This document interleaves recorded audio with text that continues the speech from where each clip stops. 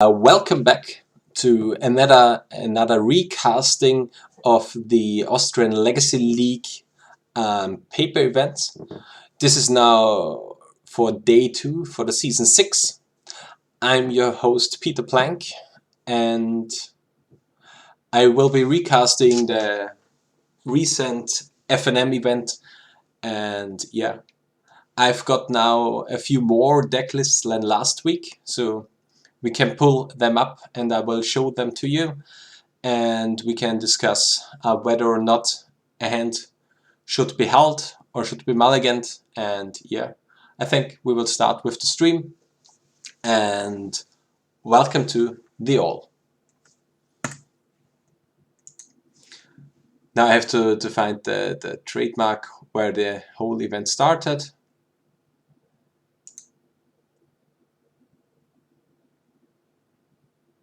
I think we should be here soon. Yeah, seems like a good point. So this is Daniel Pernosh against Clemens Papula. For these both opponents, I don't have any deck lists.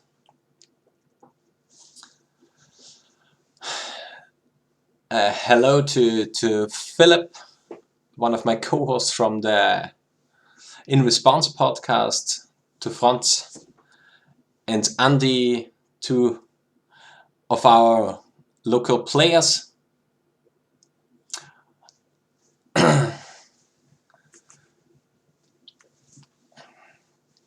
Okay, a 6 is rolled for Daniel. So on average, he should lose the die roll against Clemens. We will see. I think this is 7, so Clemens is able to choose. So we will have Daniel on TS, I've seen in the chat now, and Clemens is playing Dark Depths. So we will see what they are doing.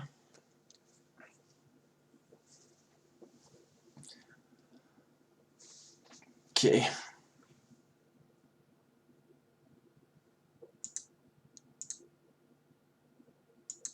Okay, do we have a good picture? Okay, these are 2 Dark Depths, a Thoughtseize, a Vampire Hexmage, and 3 unknown cards for Clemens. Okay, one is an Elvish Spirit Guide. That seems like a shuffle. Then we have on this side Burning Wish, Badlands, Dark Ritual, I think a Whale of Summer, Lotus Petal, Chrome Mox, and the Lion's Eye Diamond. I think this should be a keep for Daniel. Should be a pretty fast hand.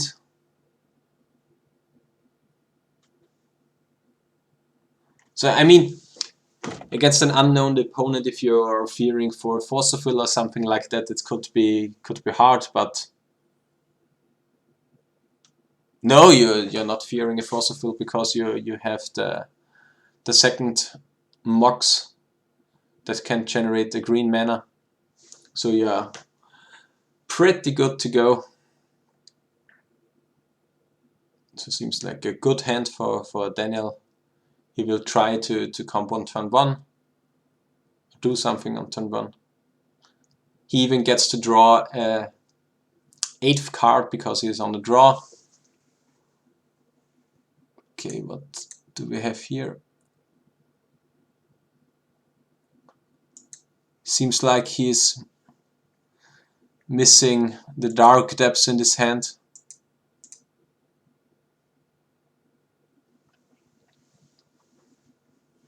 I think you move on. Yeah, I think you move the second Elvish Spirit Guide away because you don't need the extra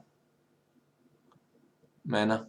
And I think one card is even a land grant. Yeah, and with that you get the second combo piece. Okay, I think this was the second Lion's Eye Diamond drawn now for Daniel. And I think you just straight up go for the turn 1 in the spot. Let's see if he's able to do it. Okay, he's generating a green. No, nothing can happen.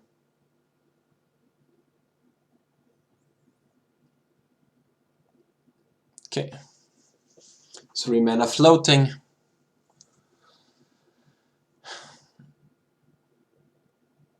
Is now a good spot.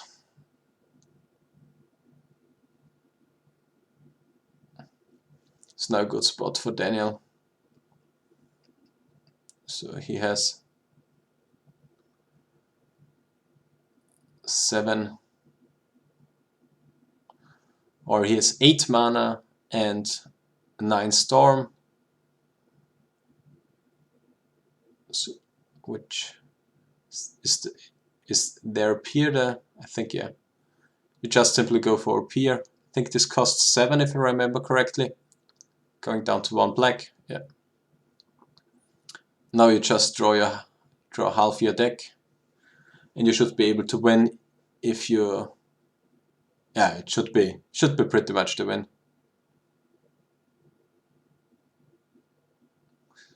Counting up the cards so you know how much is left in your library. Just pulling the cards out of your deck.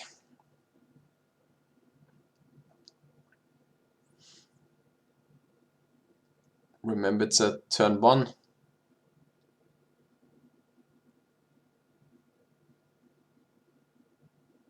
Okay. So he can play every artifact mana, he can play every ritual he has drawn.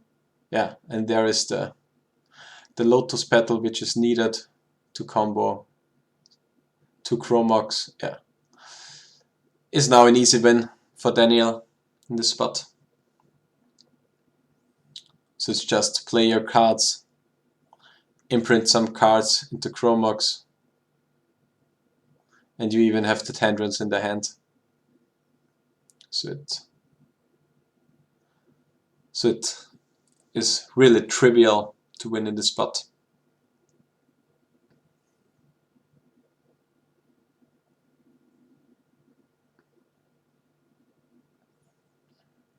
So yeah, now it's Storm 10. Play this one. Now play your ritual. Or you even have another Lotus Petal. So it's pretty much won in that spot. I mean, it's won in that spot. The only thing he's able to do to screw this game up is not playing your Tendrils.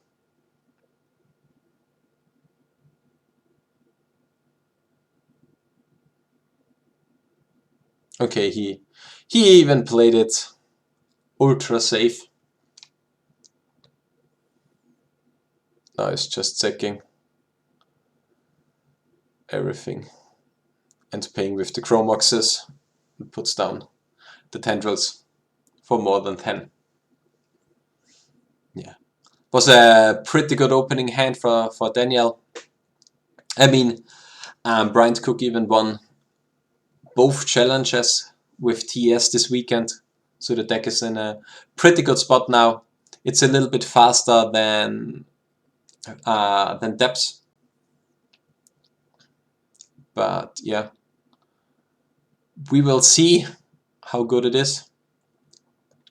One thing is that Depths is running discard, and together with discard they're running a fast clock. If they are able to pull up a quick Maurid Large on turn 1 or turn 2, so you are a little bit pressured on the side of TS.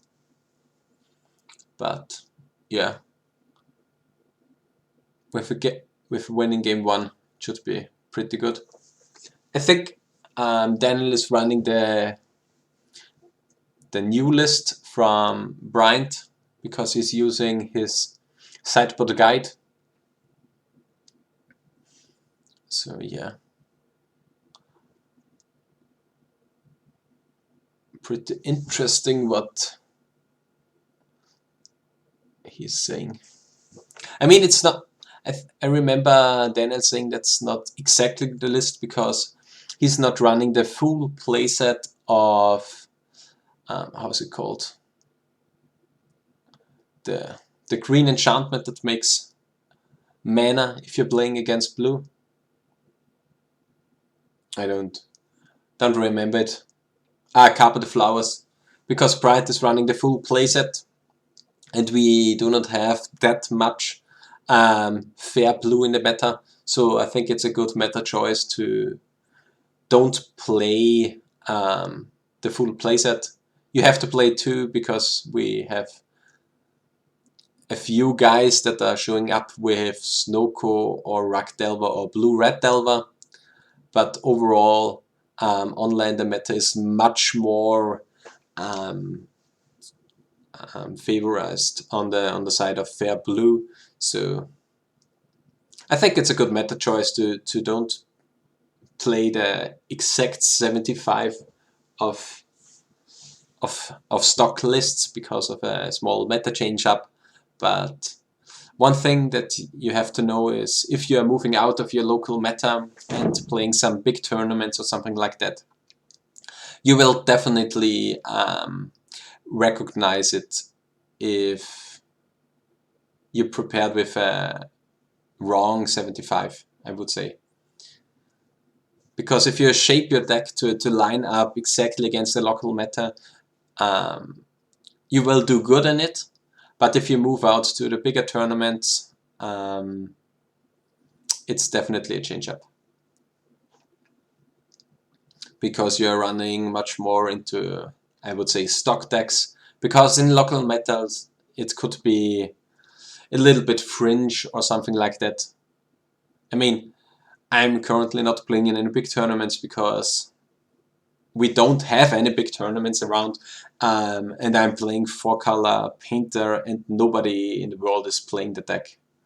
And the same goes for Phil sometimes with some brews of his which won't be seen in bigger tournaments because they're either running not that hot or they are currently under construction and need to be refined, and you need more time to explore the deck.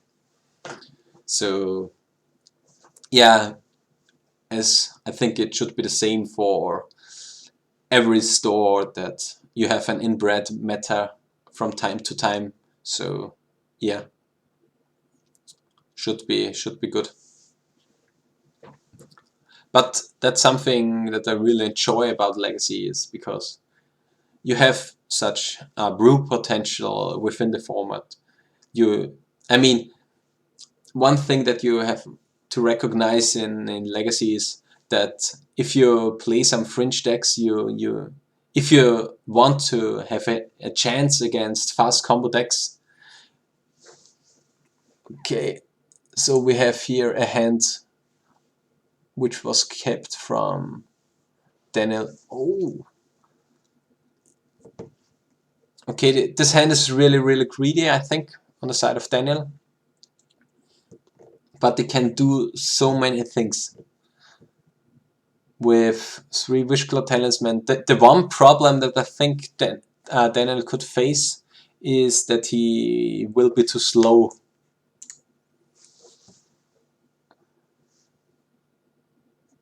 Okay. Wow. Okay. That was good.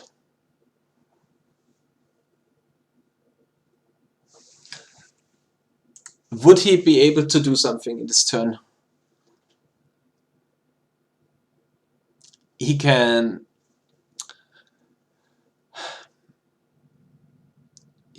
play land, Dark Ritual, now he is at 3. He plays Wishclaw Talisman, is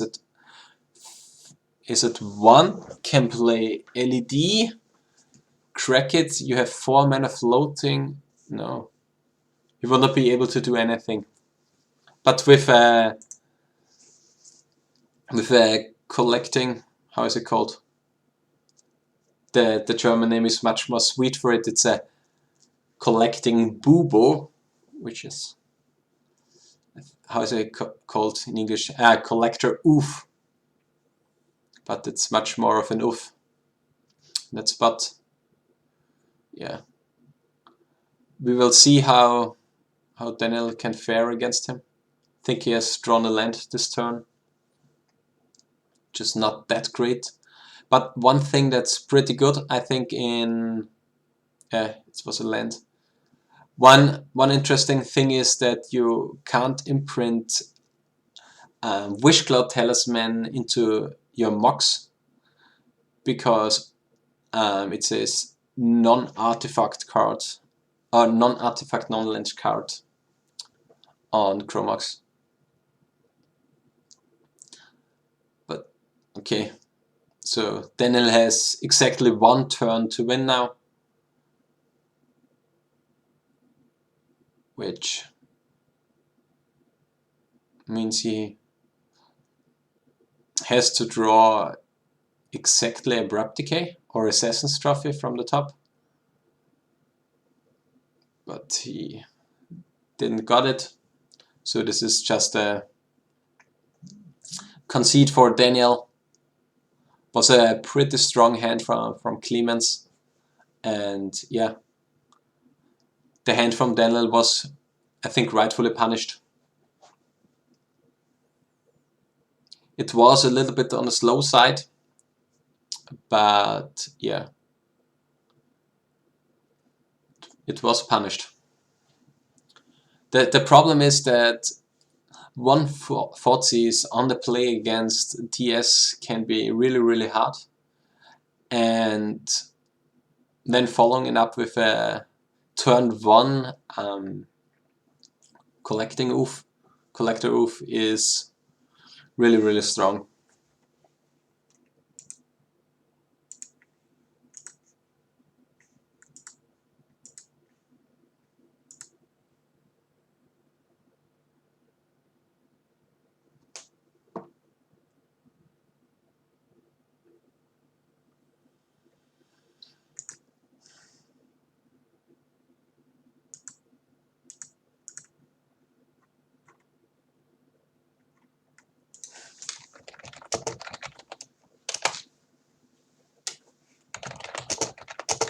Okay.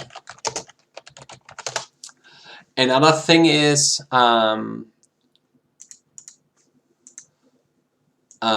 to improve the stream in the future, I will be purchasing a new microphone that the voice quality will be better in the near future, so that you guys can enjoy the stream a little bit more. Hopefully the voice is not that bad, but yeah, we will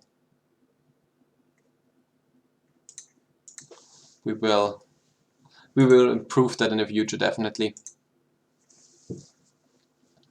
Another thing is that for now on I'm streaming on my channel. We will move that over to our channel from the Austrian Legacy League, so that we will have everything covered on it. I think I will move that up a little bit. Move that up a little bit. So now you can see the social media links in the stream now better.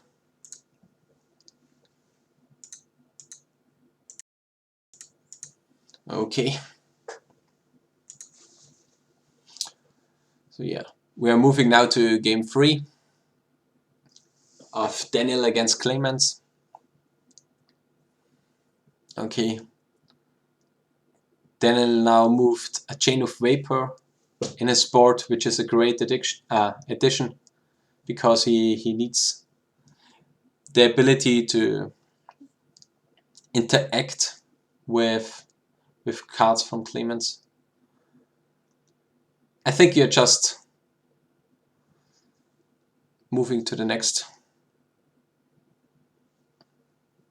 turn and try to counteract the Inquisition and hope to draw win cons for turn 2, because Clemens is likely, and he has another disruption card and 40s in his hand.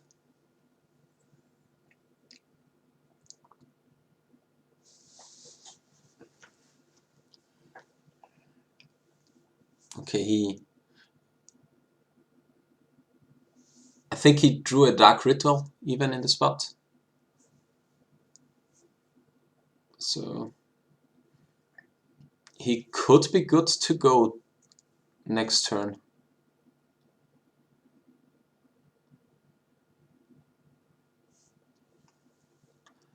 Because Daniel can go for the Ad Nauseam next turn, I think. Because he can go Chromox, Lotus Petal, imprint. Yeah, the one problem that he has to play around Veil of Summer in that spot now. But I think going for the Ad Nauseam should be good in that spot. You imprint the Chain of Vapor, I think, or the Brainstorm. It doesn't matter in that spot. Now you play a Lotus Petal. Crack the Lotus Petal for red.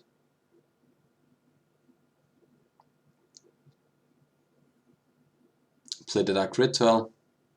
3 red floating, and you have exactly mana for your Ad Nauseam.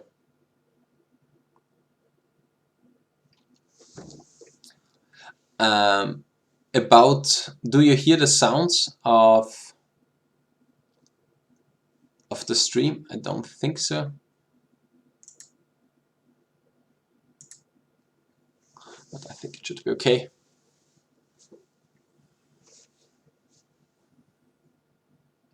Okay. 1 life, no life, 2 lives. Okay.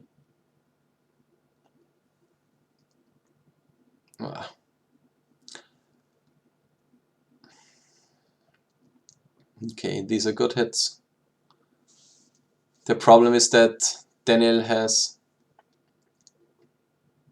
now really good mana, but the question is if he is now having an Echo of Eons in the main deck or not. If he does not have Echo of Eons in the main deck, he should be drawing additional cards now, because I think the only card costing 5 in his deck is Ad Nauseam, and he has played that card already. So yeah, we will see what he does.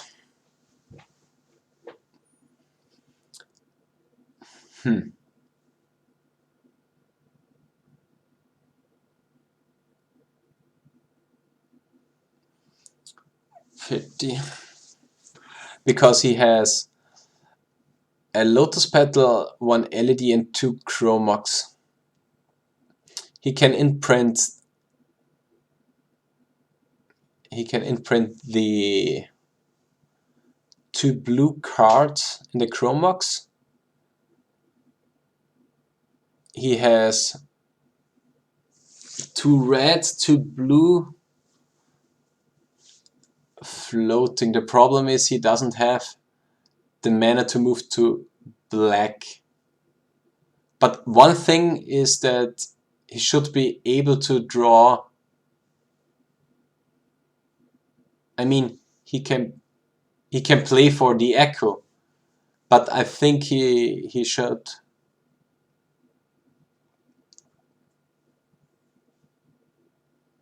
I think he should just move for an additional card, because what is he fearing?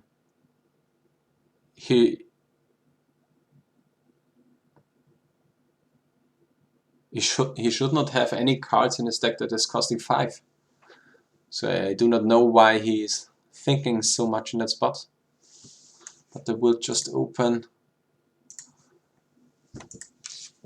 the website from Bright, theepicstorm.com, and it's looking through his cards. Okay, he is playing one Echo of Eons in the main deck. That's why he's thinking that much. Okay, one Echo main, one Echo side, yeah. Okay, so now I understand him. So he has one card that kills him.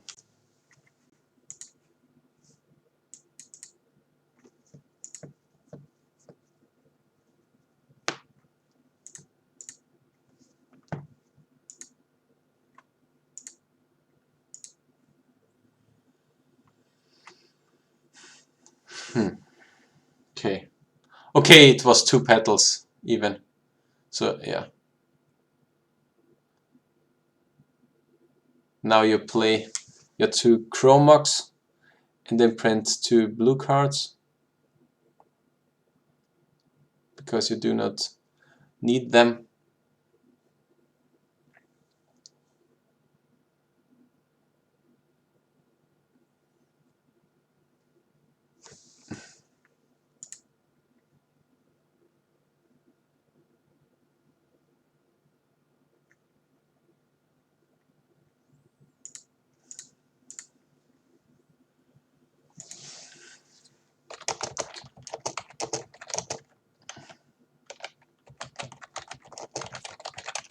Okay. So he has now 1, 2 blue mana, 3 mana from the LED, 2 undefined. I think he is able to play the land, so he has 1 more.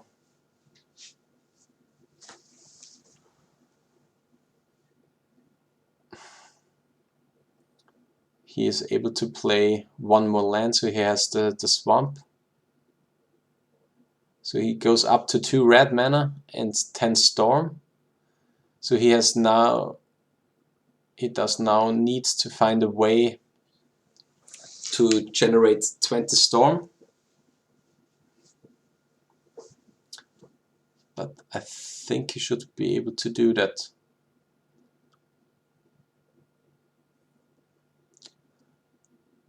One thing is that, which I would do is, the question is, if he's able to do that.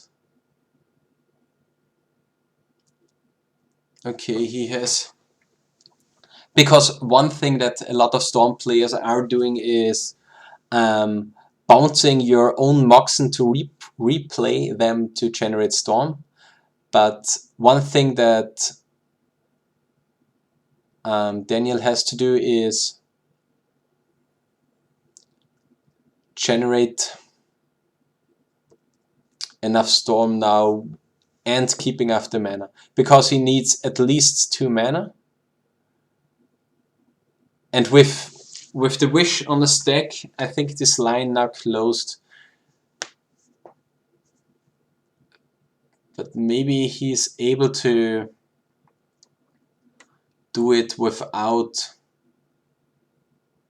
casting the LED or without cracking the LED.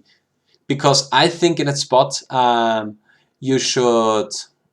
I think this would have won him the game.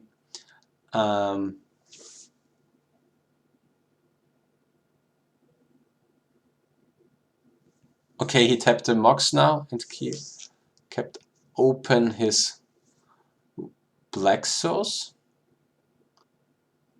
The question now is if he's going for Echo of Eons with keeping a Wishclaw Talisman in play.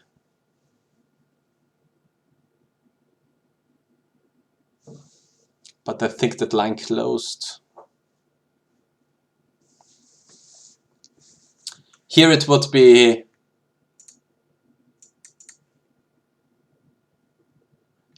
interesting to see an opinion from Bryant how to win in that spot. Because the only thing you have to do is playing around Whale of Summer. You have 11 Storm. You can generate 2 Storm with... You can generate 3 Storm... No, you can generate 4 Storm with your Chain of Vapor. Because you cast Chain of Vapor, targeting your own Mox, sacking 1 land, bouncing another Mox. I'm sacking another land, bouncing the 3rd Mox. Yeah, then you can replay 3 Moxen. So 1 card can generate 4 Storm. The problem is that you're not going up to 20. So I think that you have to go for a Grape Shot play. The problem now is that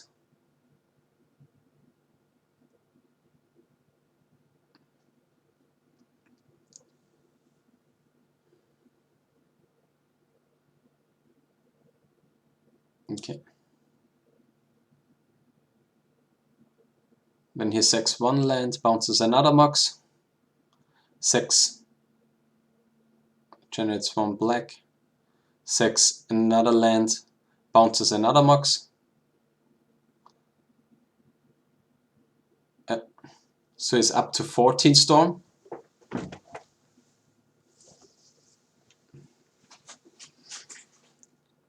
Okay.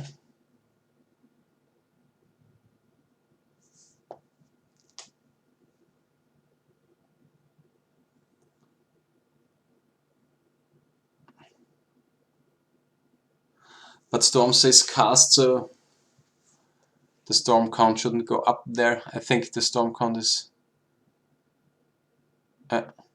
so these cards move to the exile. You had Storm 15. Then you replay your Moxen.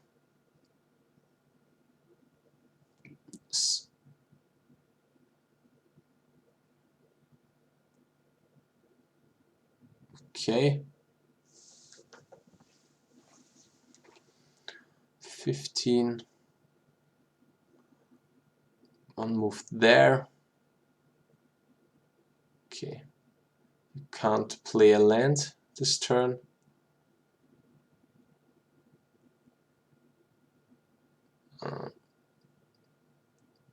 Okay. Let's playing it with 1 black and 1 red floating, which he still had. Okay. The question now is how he can win. Because he now has...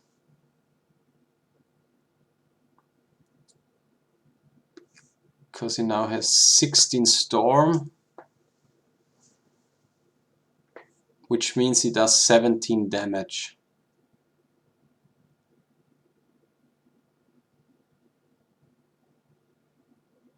So he does 17 damage to him.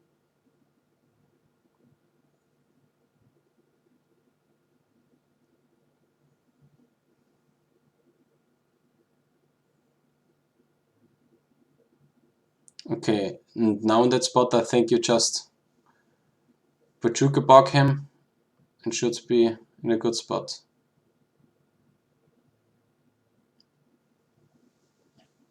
I mean, Daniel has a lot, or not a lot of mana, but some mana still available.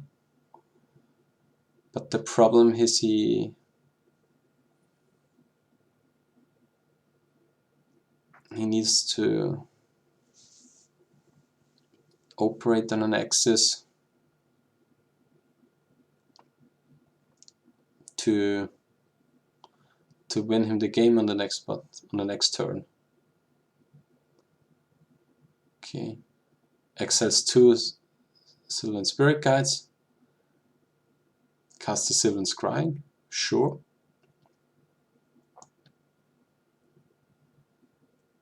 Dark Depths, which means Clemens will win on turn 4. Because he played a land this turn. So Daniel is now in a close spot to close out the game. I'm 100% sure that Daniel would have been able to win on last turn. But it is pretty interesting what to do. So, one Wishclaw Talisman. Daniel has now only... Okay, he has one Black Source. So I think you just play the Wishclaw Talisman now.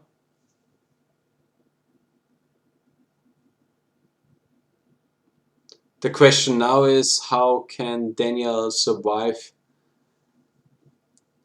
the next 2 turns?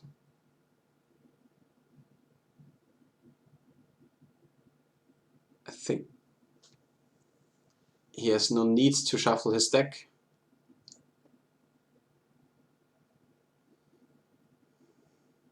The only thing is if you would need a blue mana now, because the black mana can be generated because of the Urbog on the side of Clemens. But yeah, it's a pretty interesting spot, because I think the correct play is to play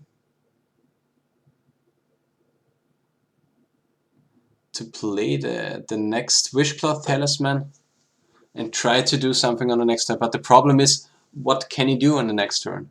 Because Clemens just can cast his Veil of Summer. A good card in his turn would have been a Thoughtseize or something like that, because then Clemens would have had the need to fire up his Veil of Summer. But I think Daniel just has to play the second Wishclaw Talisman and needs to try to do something on the next turn.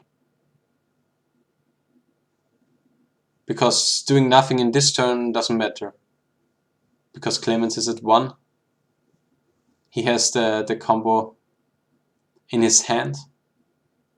Because he drew the other combo piece with the Sylvan Scrying last turn. So you just go for Dark Depths and pass the turn. And on Daniel's turn you can just fire up the Dark Depths. And now you win. You have the protection from Veil of Summer, so nothing could happen. So this game is won by Clemens. I do not know what Daniel could draw in that spot, because you have nothing to win through a Veil of Summer.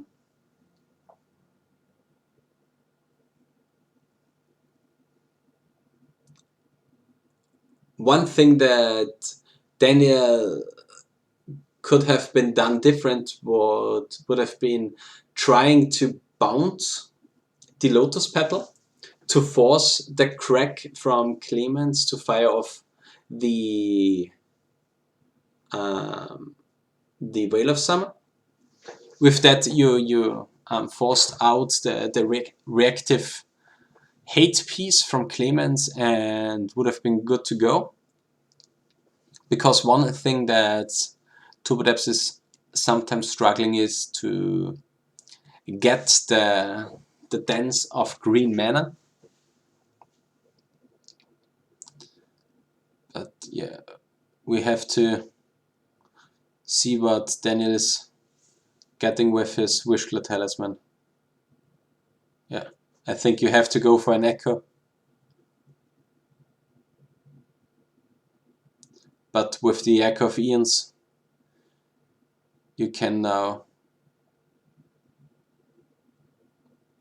I mean, the thing with Echo is now, if he draws 2 mana, which would mean 1 land and 1 Lotus Petal, 1 Dark Rit or something like that, he can just win with the Wish Cloud Talisman. Because Clemens now has to throughout the... Okay, he does not throw out the whale.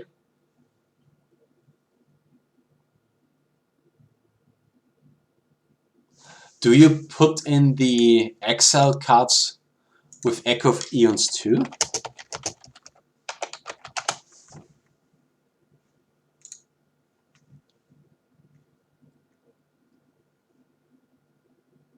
Okay. We got another misplay on stream covered now. I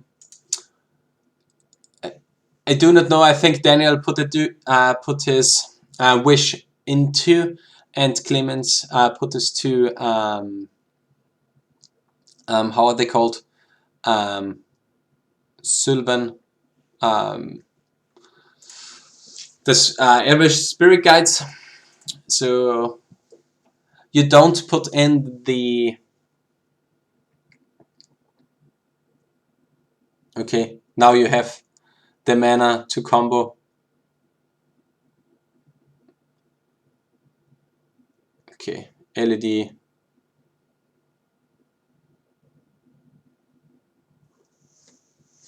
I think you just play the Forties in that spot now, which then, or is it the Veil of Summer?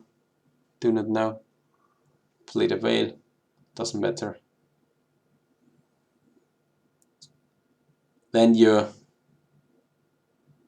crack one LED, sack the Wish Cloud Talisman.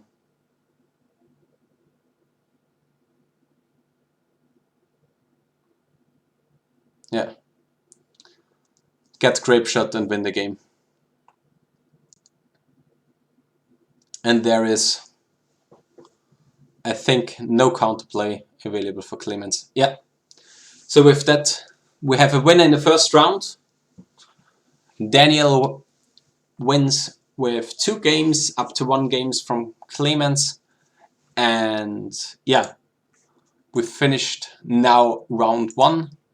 And yeah, let's get a look how round 2 went. I will just move fast forward because I think they are just shuffling their cards. So there we have the next round. So we have Manuel Hochecker on Rakdelva and Christian Münster on Food Chain. Münster Christian played last week the last round, and he played really well, I have to admit. I mean, not that it's a shame to admit, but he played really well. He sent me his updated link now for the decklist, and I will look up on the Legacy website from our local gaming group Austrian-legacy.com. For that we even have the deck lists for some of our players available. Let's see if...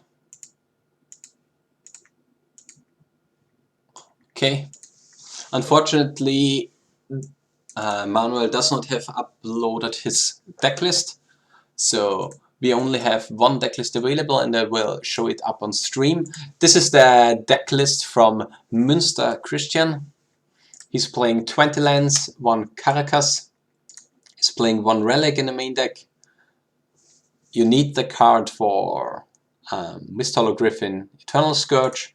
You have 4 Food Chain, 4 Brainstorm, 4 Force of Will, 3 Swords to Plowshares, 3 Manipulate Fate, 3 Ponder, 2 Okos, 1 Hydrocrisis, 1 Eternal Scourge, 4 Icefang Quattles, 3 Mist Hollow Griffin, 4 Recruiter, 1 Uru, 2 Walking Ballista to win the game. He's playing the list now without the Ranger. I think it was the range without Ranger of Eos or Ranger Captain of Eos, which was playing last week.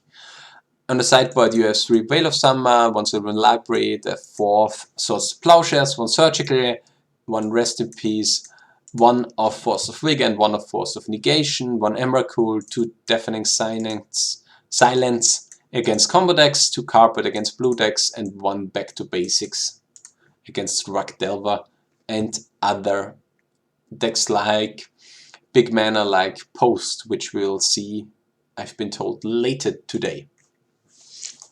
So now, up to round 2, we have our 2 opponents, Manuel Hochöcker on Rug Delver and Christian Münster on Food Chain.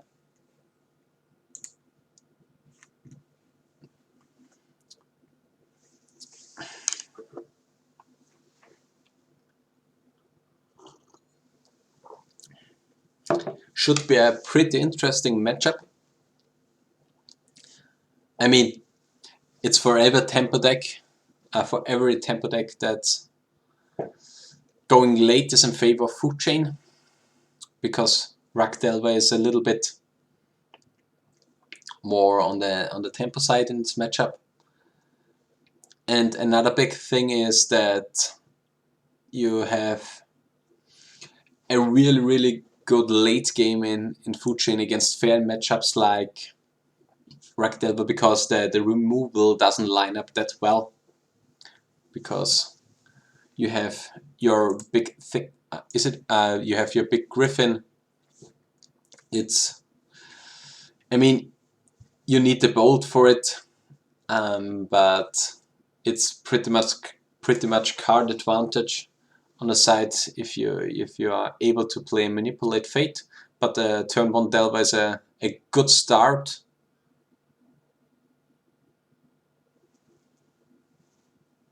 On the side of Manuel, but a quick Manipulate Fate is really good for Christian. So he's able to exile 2 Mist-Hollow Griffin and 1 Eternal Scourge with it, which is simply you gain 4 cards for 1 card, because you're able to cast only these 3 cards from the exile. If the Delver doesn't flip on the side of Manuel, he's in a pretty bad spot, because yeah, the Eternal Scourge can just block on the ground. I mean, you can spend bolts on it, but we will see how the turn 2 lines up from Manuel. Okay, he even drew a Brainstorm of the Manipulate Fate, so it's pretty okay. He has an Ice Fang Quattro, but the one thing Christian is missing is his 3rd land. And Manuel is pretty famous in our community for not showing a card off of Delver. In our German slang it's called Sage da nix, which just means I don't show you anything. And he's called the Sage da nix Manuel because he usually never flips a Delver.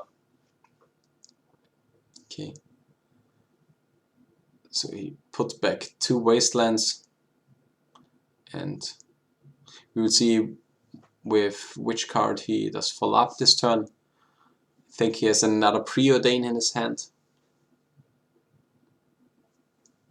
So it should be card draw to guarantee a flip for the Delver next turn. Or to try guarantee for it. Manuel has a Bolt 2 in his hand. It's Oko and another card.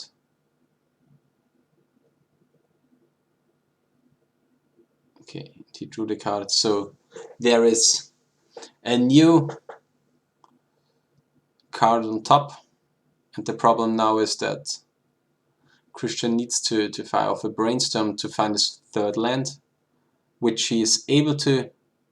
I do not know if it... I mean, one is a Horizon Canopy, which unfortunately does not let him cast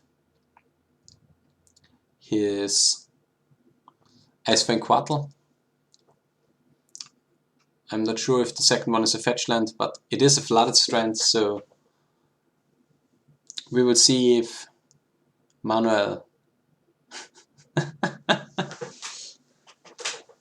He lives in honor of his name. A Delver which doesn't flip up to turn 4 is pretty unfortunate, but it's okay. Okay, he takes 1 and will try to resolve. A nice fine quarter later this turn now. I think it's okay to do it now in this spot, because if you let Manuel pull out a daze, he is able to recover from the missed land drops, which is unfortunately facing. Okay, another preordain. So you try to put up a land on top, and the instant or sorcery second from the top, so he's playing his land now and should be passing the turn.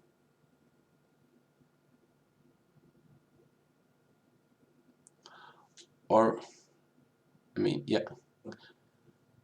The question is now if Christian is fetching up a duel in the spot, and I think you have to, because you need the white mana to deal with the threats.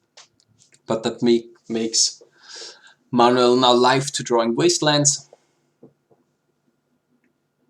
which is a okay trade-off, I think so.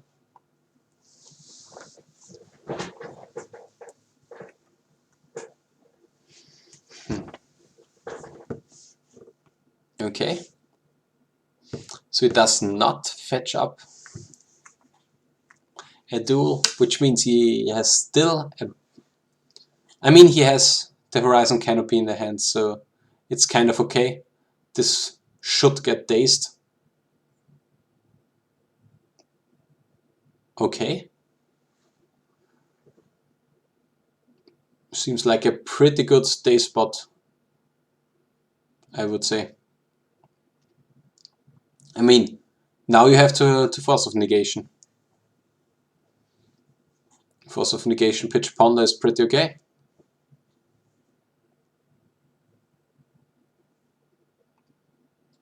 Or do you pitch Daze? I think you have to pitch the Ponder. Or even the Oak. No, I think you need the Oak for the clock. Okay, yeah. Force of Negation pitch Ponder. It's pretty okay. Your Devil flips now. Favor of a Lightning Bolt. I think your Bolt now.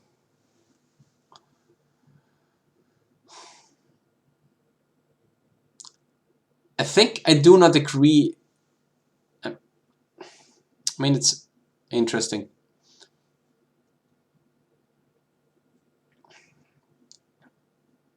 If you would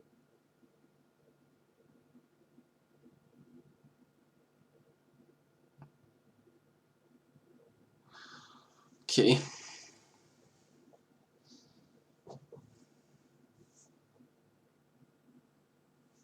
Okay. Another bolt for Manuel. It's pretty good now. Okay. Cast to preordain. Now the hand of Manuel is getting pretty good and stacked now.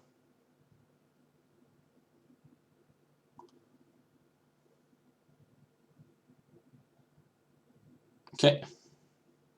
Another Quattle,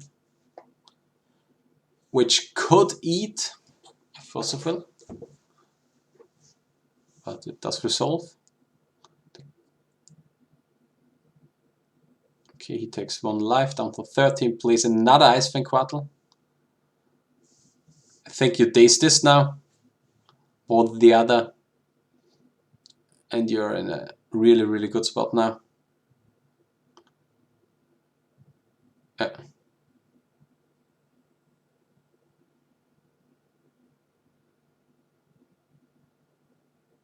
Okay.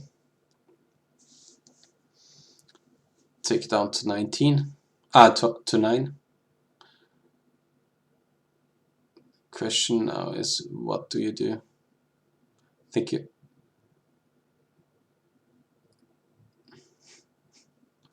Yeah.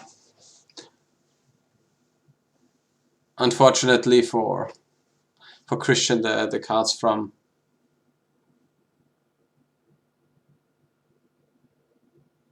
Manuel lined up pretty well. And if it has a bolt in his hand, Christian is dead now. But even with the Oko, it doesn't really matter. He's way too far ahead. He should cast another bolt.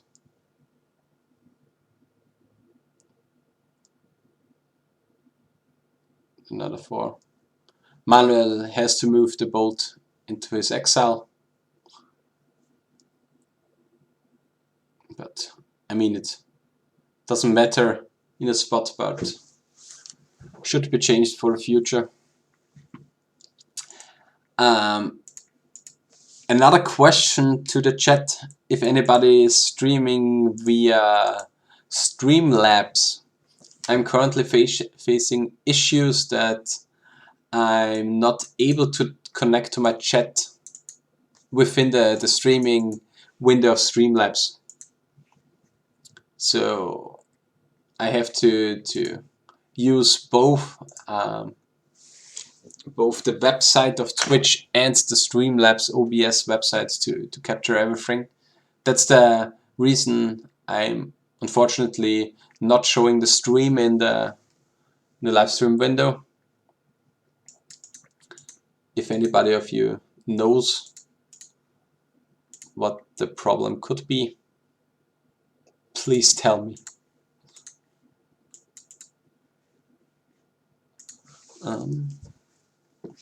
How do we do now?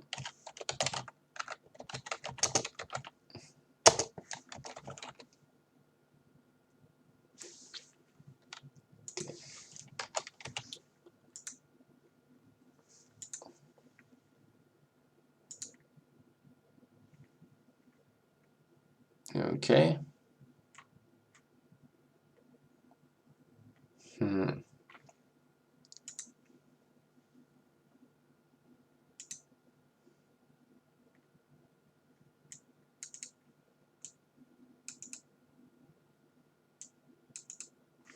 Okay.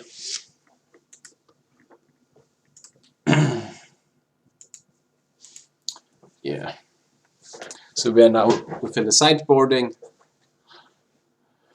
Let's see a few cards moving in and out. Are these Force of Wills that are moved out from the side of Daniel? Or Manipulate Fate? Because I think Manipulate Fate is a really good card in this matchup.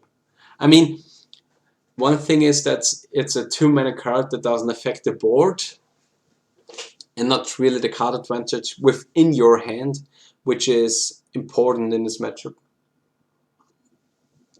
But at least you have a few things you can move in, because the 4 of Swords to Plowshares is good. I think you play 2 or 3 Veil of Summers in this matchup. The Carpet of Flowers are really good, and the Back to Basics is really good. So it should be really good.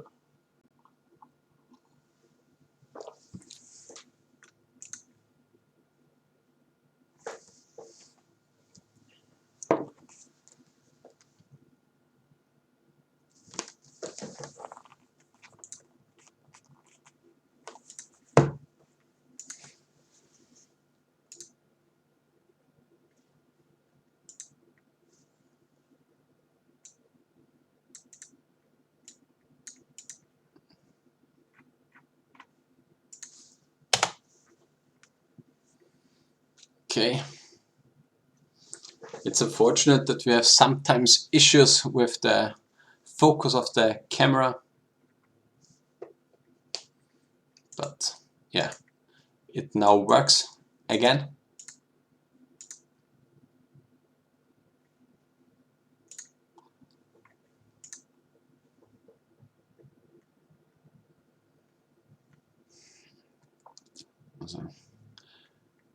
Christian has mulliganed, or has shuffled his deck extensively.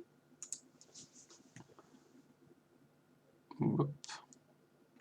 And do we see him touching his cards? Few lands, food chain, missed hologriffins. Should be okay. Seems like a mulligan on the side of Manuel. End of Christian. Okay.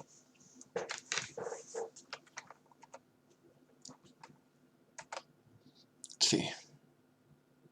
Okay, here's an Oko, a few lands, as Fanquatl, a card draw spell. I think this hand has everything Christian wants to do, but the only thing he's missing is a removal spell for a quick creature like a Delver or a Dreaded Arcanist on the side of Manuel.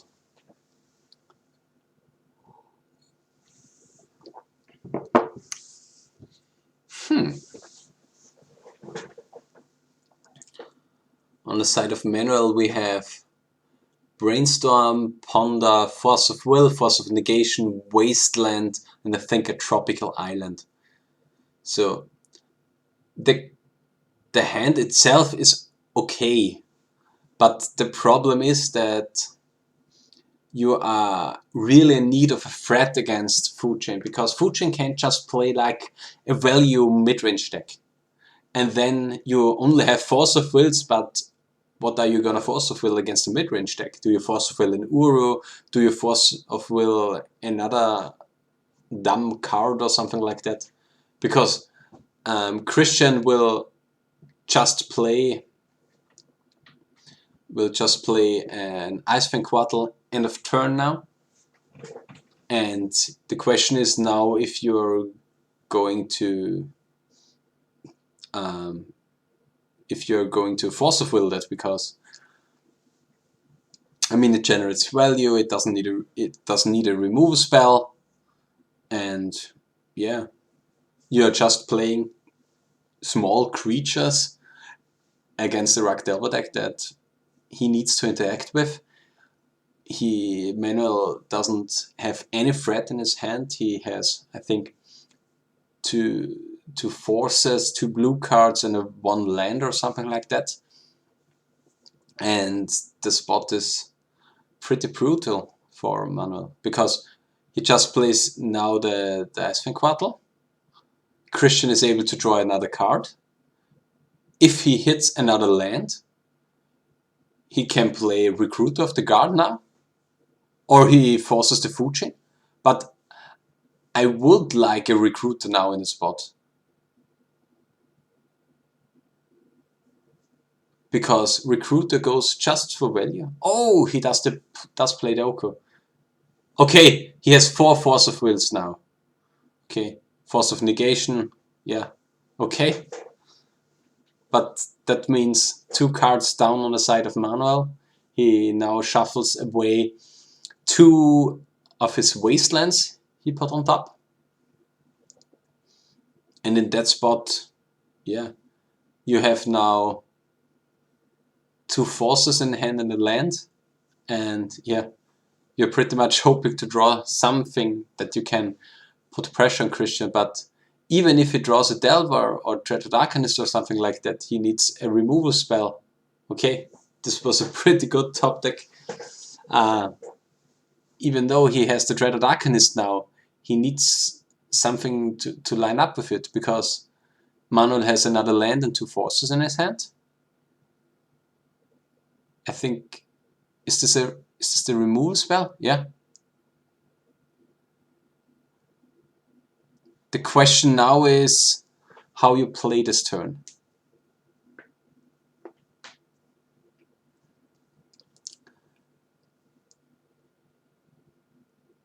I mean, I think you have to go for the removal spell.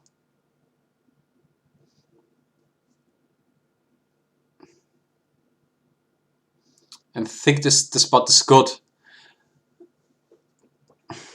But one thing that's so strong about Ragdelva is that it's able to come back from such a spot. Now it's again hard, because what are you doing now in this spot? The problem is that you need something to do with this deck, because then Manuel is not able to put pressure on Christian, as I said before.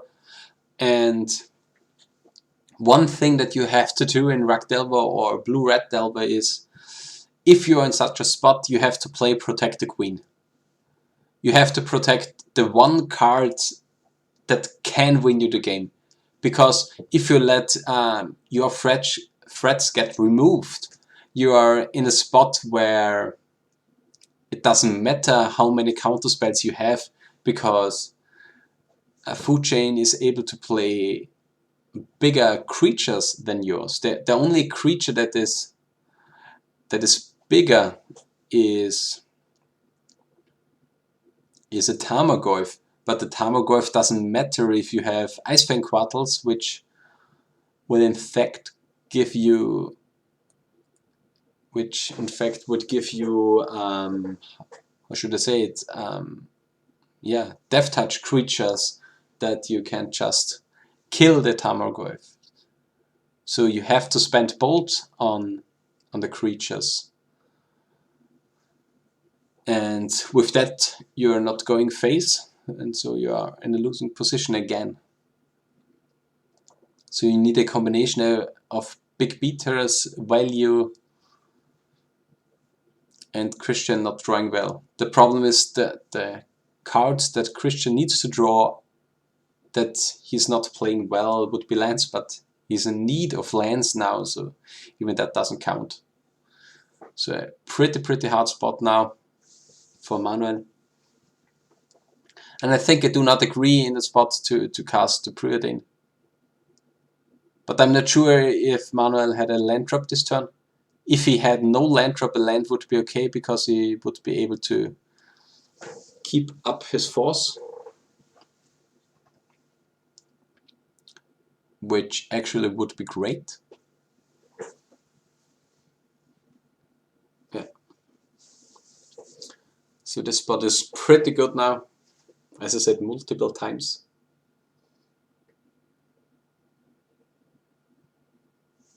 And the problem now in that spot is that you're a little bit forced to play Protect the Queen. But I think in this spot you just have to concede on your threats. And thanks for the follow, German Legacy Hype. And yeah, Christian even has the land now, and Manuel is just in need for another threat.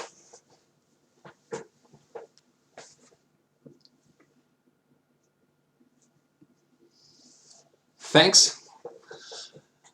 But unfortunately we will be moving this content for the next stream of ours in 2 weeks, because this weekend is pre-release of Zendikar Rising. We will be moving this type of content, the recasting of our FNMs, to the official channel of Austrian Legacy.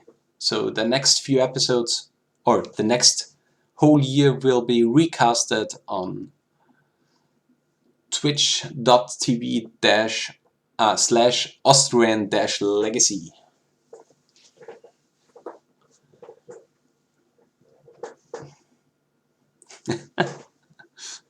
Austria is always on top, as we've seen yesterday, if anyone is interested in tennis content.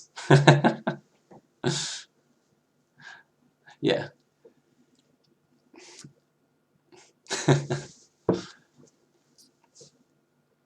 Okay, now we have another Manipulate Fate. So this should be the fate ceiling now for Manuel. Way too many creatures coming out in the next few turns for Manuel to handle.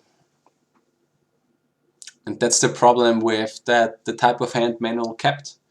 because he kept no beta, 2 lands, and 4 Force of Wills, or 3 Force of Wills in a card draw spell or a card filtering spell in the type of Ponder.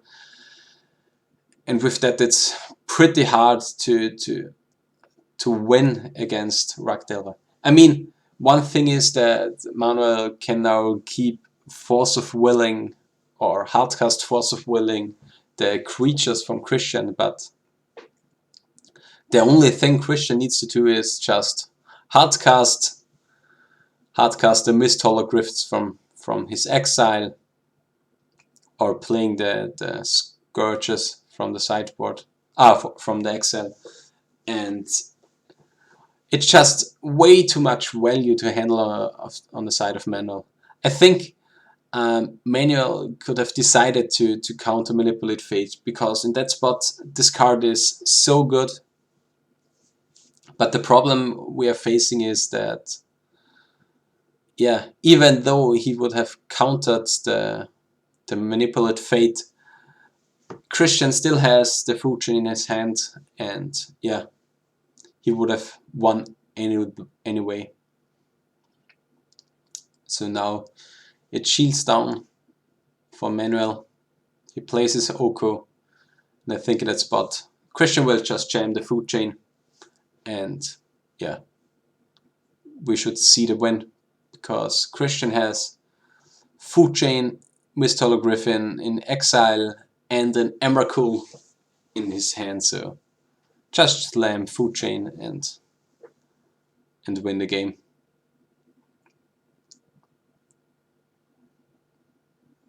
So should be pretty much over this match. I mean, Christian got really unlucky.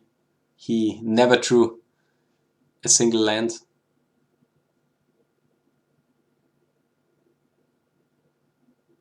For a lot of turns, which would have made it much more easier.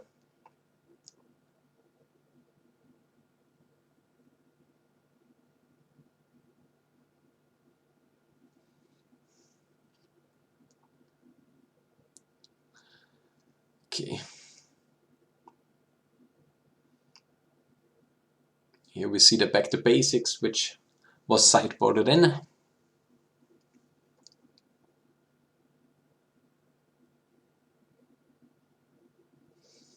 Questions now which card will be tutored up.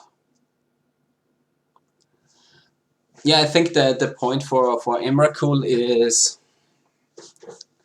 it allows you, I mean, it's problematic. It allows you to go in for some wins if your opponent is having a how is it called? The collector's oof out. Because the problem is that typically a win condition is just playing a big walking ballista and killing your opponent, and with the Emrakul you are able to kill it more easily, I would say.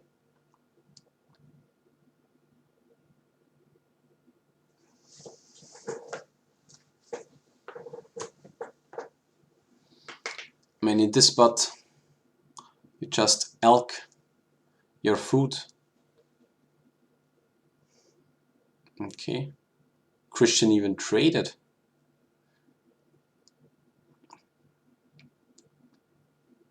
Okay. With the land you're in a much more okay spot now. I think you just try to slam the food chain. If it sticks, he wins the game. Or he should win the game.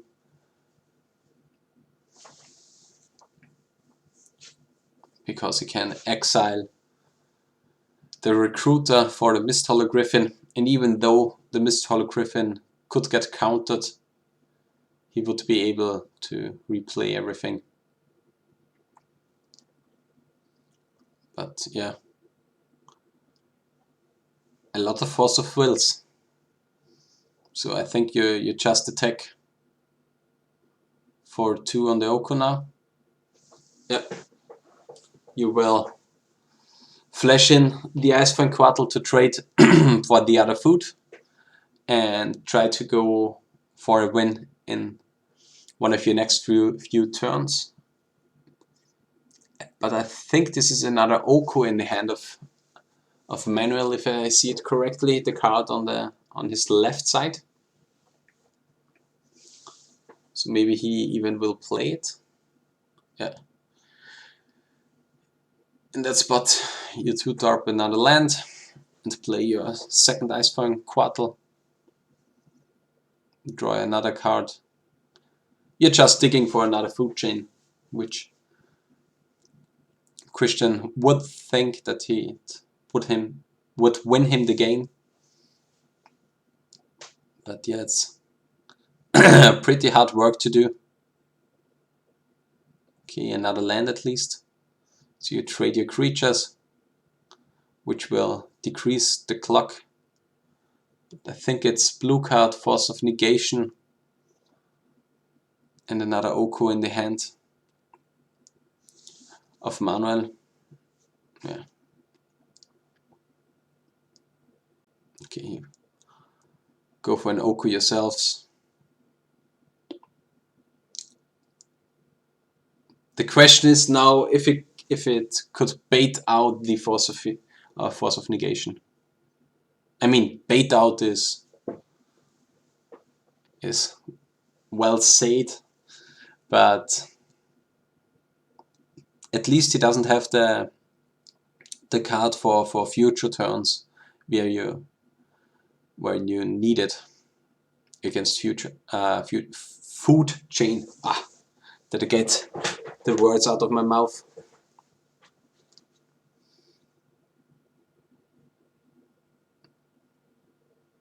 Okay. I think you could slam now the Sylvan Library, and I don't think that the Sylvan Library is that great actually, because the problem is that you're getting down to not that much life, and the Oko is still a great pressure thing.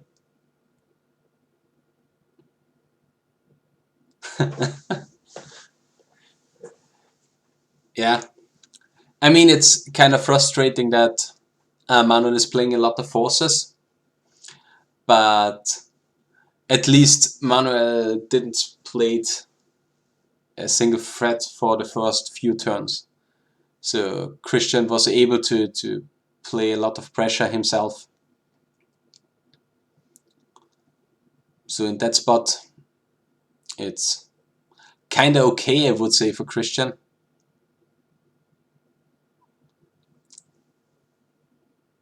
And one thing I really would like here is slamming the Rest in Peace and replaying the Eternal Scourge.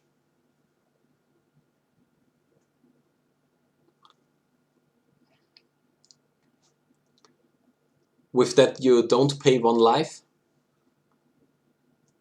Okay.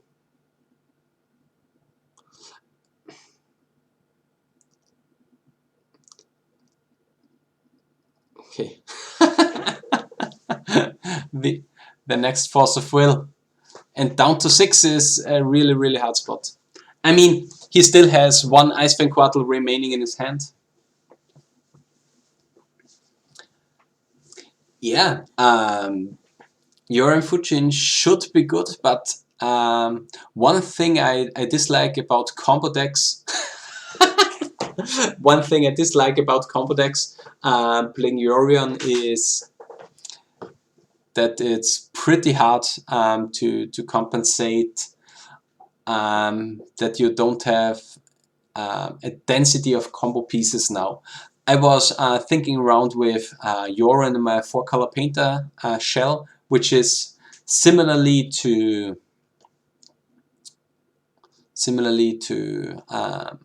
the World Gorge Dragon decks.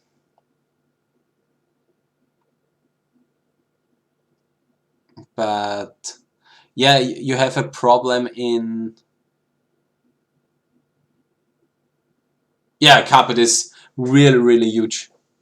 Carpet in that spot would be amazing because you could cast every griffin from the exile.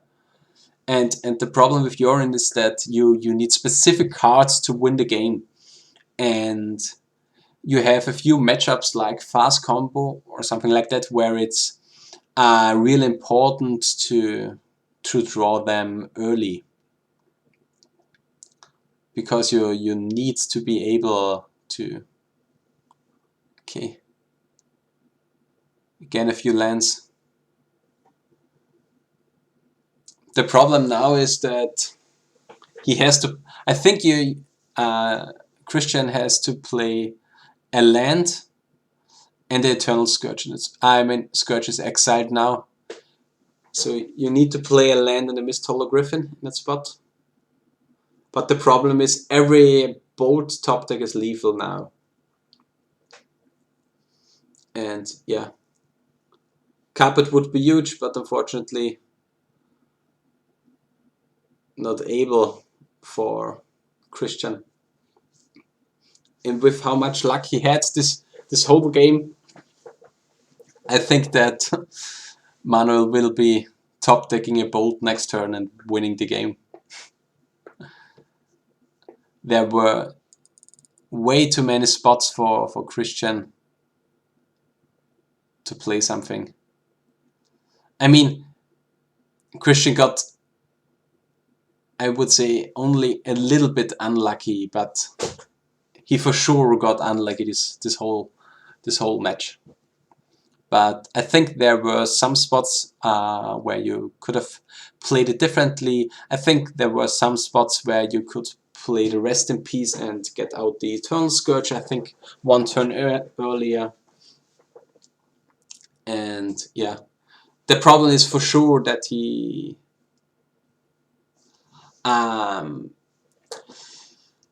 about Zendikar Rising, we had in our podcast at response_legacy on Twitter, we had some discussions about the new spoilers. There is one card for D&D. This is the 3-mana card that there's the 3-mana card that exiles a card. This one is good. The problem which we discussed was that you are not able to tutor it up with your tutors. But one thing we liked was the Stormcaller, I think is the card called. I think this card is viable for Esper Vile. But I think but I think there are not that many great cards, I think, for Legacy. I think there are some cards that are viable, which I like, because we had so many shakeups for this whole season now, for the whole spoiler seasons now. I think for the last year we had every set a banger in types of cards, and yeah, I really like that we don't have a big shakeup, or we hopefully don't have a big shakeup now in Legacy for one new set. So we have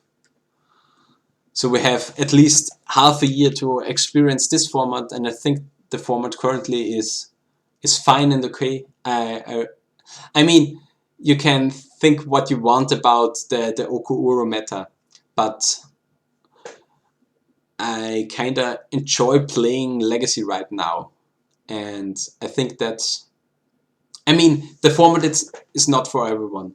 I mean, there are players that dislike playing against Oko, that dislike playing against Uro, but I think and dislike playing against Astrolabe.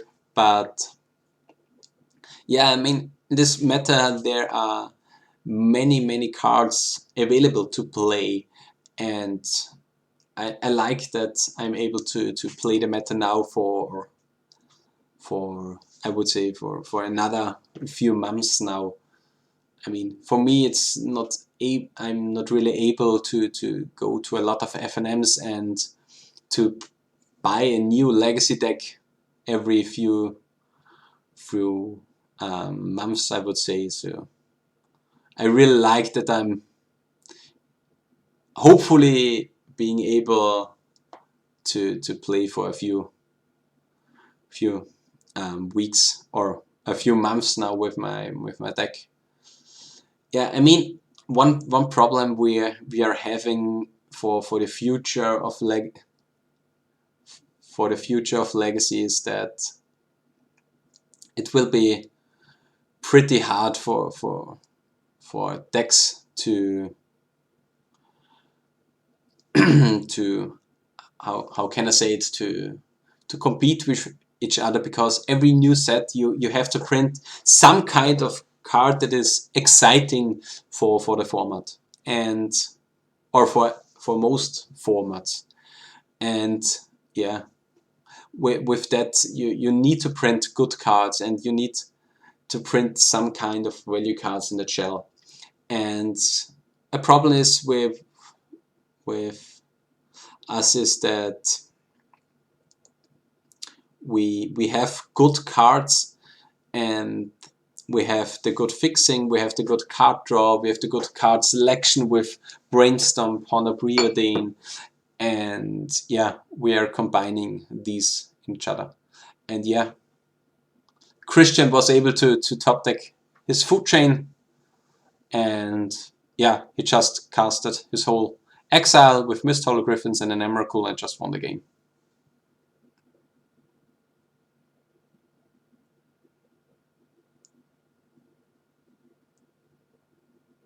Yeah, he has too much damage on his deck, so it doesn't matter, because he gets the extra turn and he deals 12, 27, 28 damage to Manuel, so it's a one game.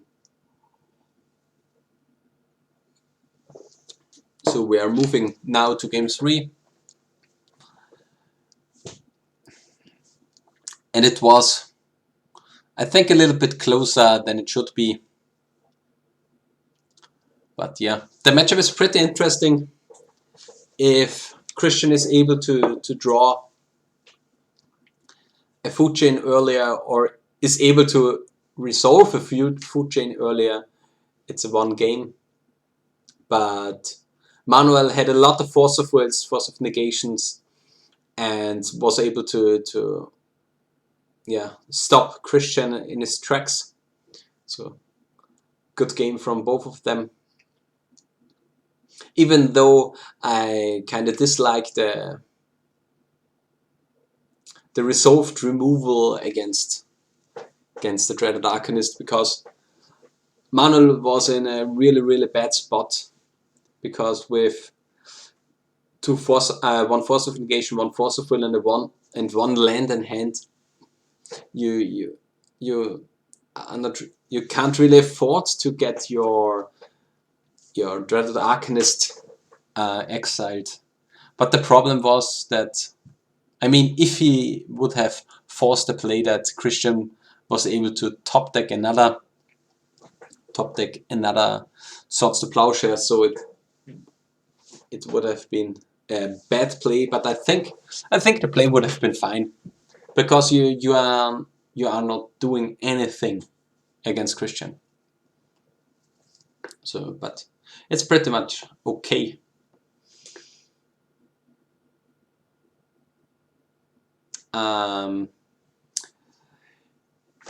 In Austria, it's so that in our local game store we need to wear masks if we enter the game store. But if we are going to play a tournament, there, I think the Veranstaltungs rules now applying, and with that we are able to sit down and then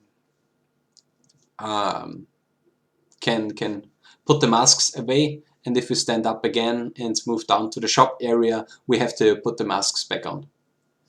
So in Austria it's possible to play, so it's pretty good. I think in the south of Germany, in Bavaria, they are playing too. I think the BB Spieleshop from Andy Rehling, if you know him, is playing nowadays. And in Italy, they are playing too. They even had a really big tournament in the four seasons. They had the Four Seasons tournament, which was, I think, about 150 players for Legacy and 120 players for Modern, which is, I think, one of the, in Bologna, yeah, must be really nice. I think in the next years I maybe try to schedule my holidays around that I maybe playing one of these tournaments, maybe in the Legacy portion, because even though I started with Modern, I think Legacy is much more stable nowadays. And here in the spot we have a Rest in Peace, a Flip Delva, so okay, we have 2 Force of Wills, a Daze in that spot, so Christian needs to have a really good hand now. I think he has a Ice Fang Quartel in his hand, yeah. Okay. Goes for the basic, goes for the Ice Fang Quartel. This, I mean, the question is now if he, I haven't seen the hand completely from Manuel, if he has a third land now. If he doesn't have a third land, I would like, okay, he has the Wasteland, yeah, so it's okay to daze, to hardcast daze. If he doesn't have a third land in his hand, it would be good if he dazes and bounces his land. So I think you just play a land here and hope that the backed basics can stick. But as we already seen, Manuel has 2 Force of Wills, which will just remove the back to basics on the stack. And Manuel will try to ride the Delver to victory. The question is now if it's Force of Will, pitch Oko, or Force of Will, pitch Force of Will, but I think it should be a Force of Will, pitch a Force of Will, because Christian has nothing on the board and is not able to do something in the spot. Yeah, now you play your Oko and should be good to go. Yeah, I will try to get in some card market series next year too. So yeah, hopefully these are coming up next year again. Last year I was playing in Barcelona, which was a pretty nice tournament. In Modern I ran really well. Okay, he has an Mandrills, which means a 2-turn clock now for Christian. Okay. Yeah, the problem is this doesn't change anything on the side of on the side of Christian, because Manuel has still a 2-turn clock.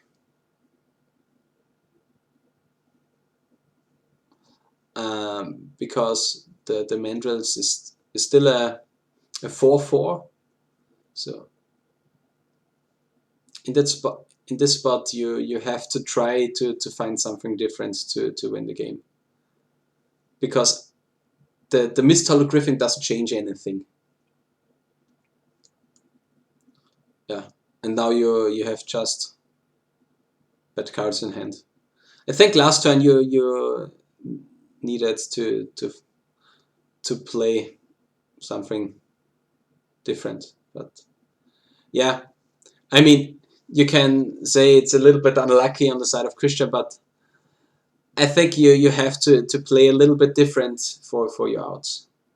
So Second round, we have a 2-1 victory for Manuel Hochhöcker on Ragdelva against Christian Münster on Fuching.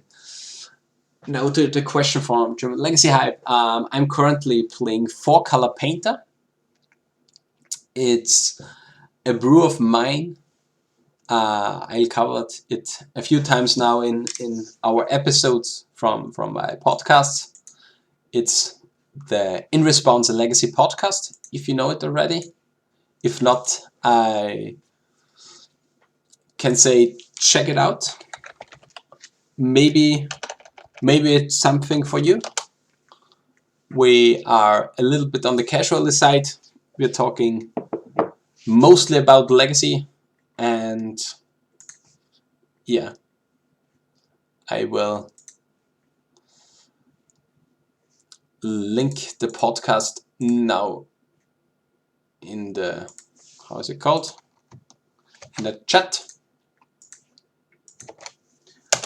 And for the deck I'm playing currently, okay, now we have the changes. Yeah, you move in the library, the 2 carpets, the 4 of Swords, the Back to Basics, and the Rest in Peace. In from the side of Christian. Yeah, I kind of agree with it. Okay, now we have to find my current deck. Okay, so this is the deck I'm currently playing.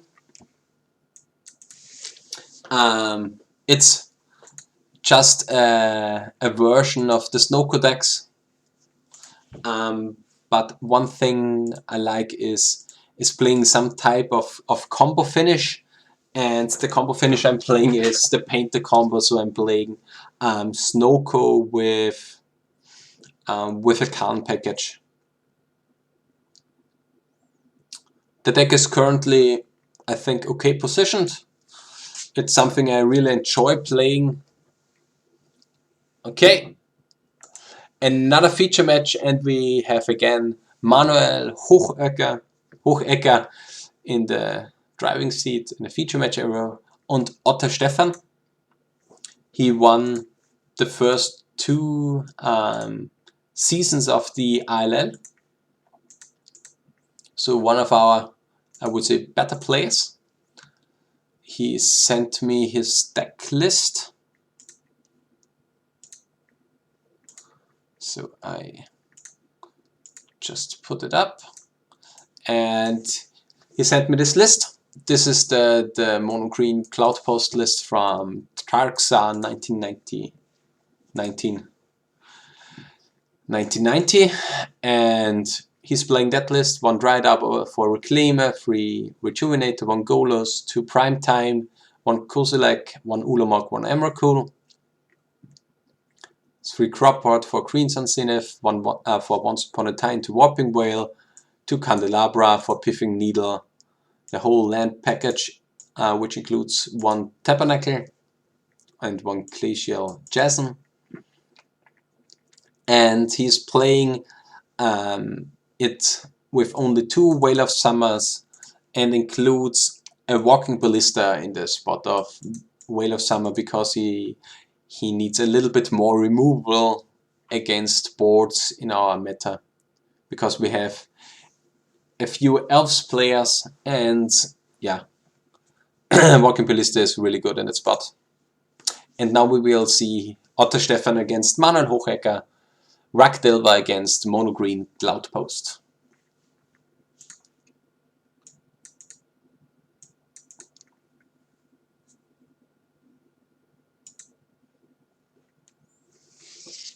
Yeah, about my deck, I think I'm the only one that's playing this brew. I tried to advertise it on the internet that some guys are brewing it with me, but unfortunately not that many guys are interested in the deck. Yeah, I think so. I tried to find something out about you.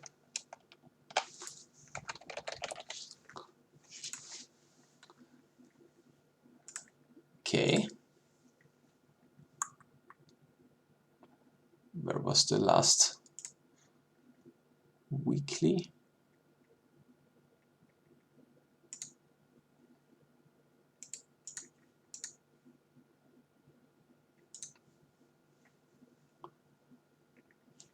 So you played once the blue-red painter list. Are you Philip? If I'm allowed to ask, because I saw one guy on MTG Top 8 that played blue-red painter in the BB Spiele Weekly.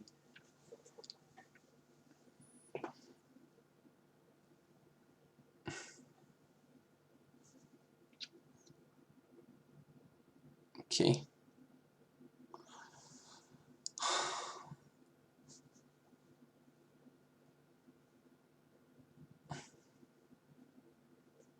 Okay. He got his cloud post.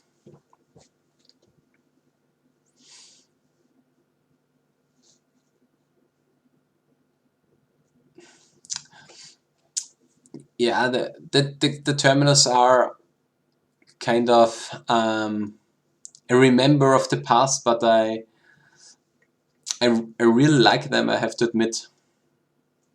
They are quite okay. I can trigger them with the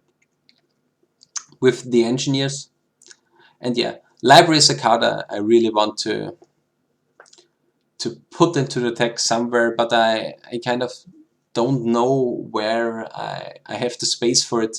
I have to try to find something in the sideboard to play it, because main deck is I think really good now.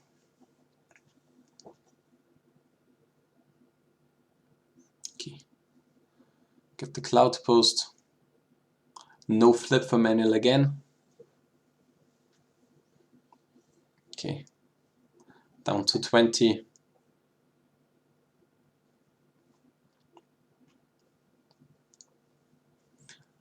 The Piffing Needle should say Wasteland.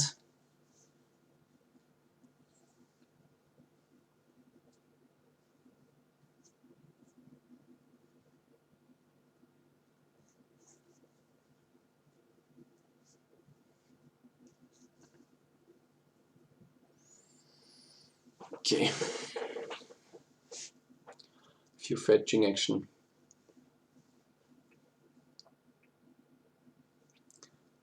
We will see what Manel is able to do.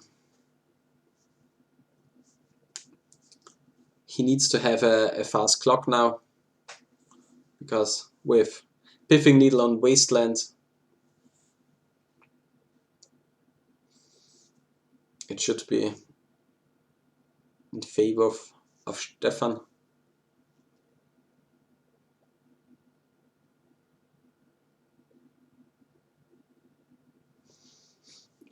You just have to align the cards that your Delver can flip. So I think the cards are pretty okay.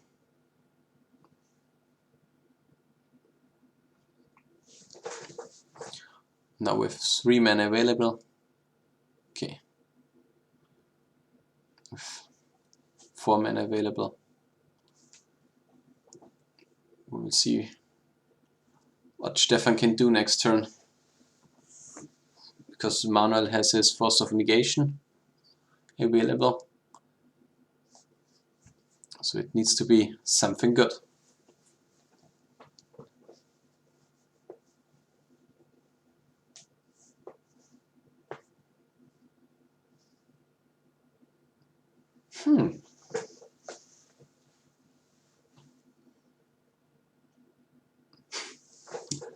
Some snacking in between. At this point it's a little bit later than today. I think we should be nearing 11 o'clock. And I think Stefan played the modern portion too for this event, so he's playing now his 8th consecutive round of Magic. Okay, we now have the Eye of Ugin. now Manuel needs to put on the pressure. Because this turn Stefan is tutoring something up. Next turn he's playing something huge.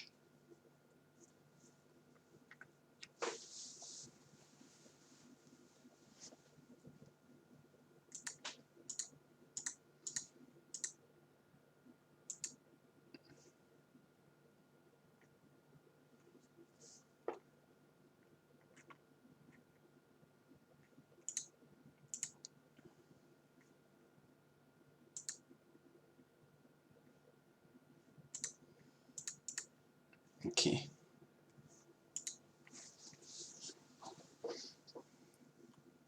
Okay. Let's see which card he's getting. Because the problem is you can't play an Emrakul this turn.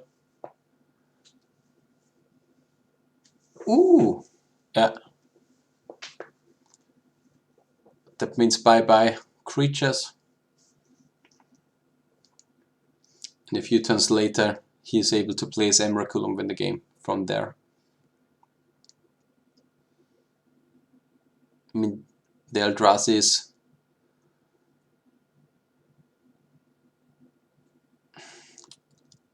too cheap to cast because of the Eye of Ugin.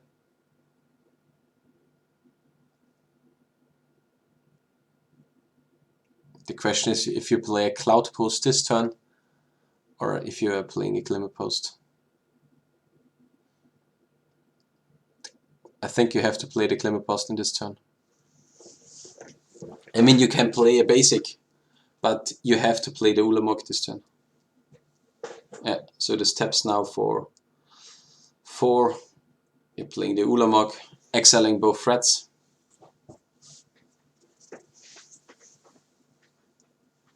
And I think next turn you have the mana to even hard cast the Emrakul.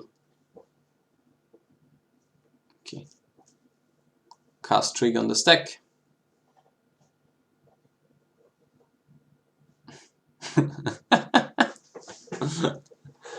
Just chit-chatting and having fun. That's what I like to see.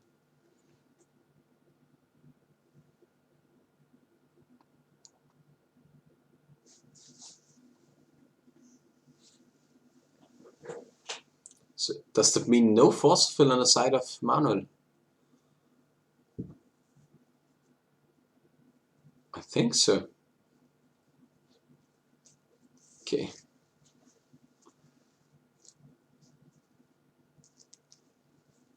Okay, so the spot is pretty bad now for Manuel.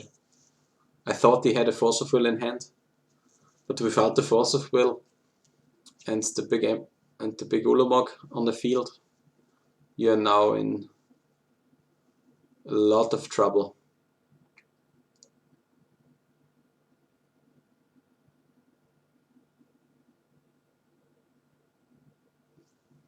Now you can play a Glimmer Post, go up to 16 life.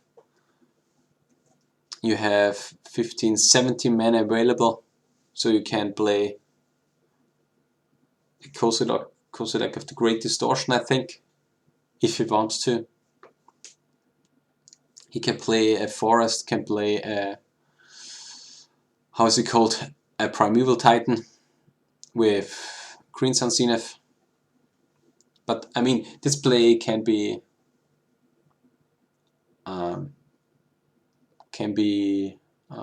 Force of Negation.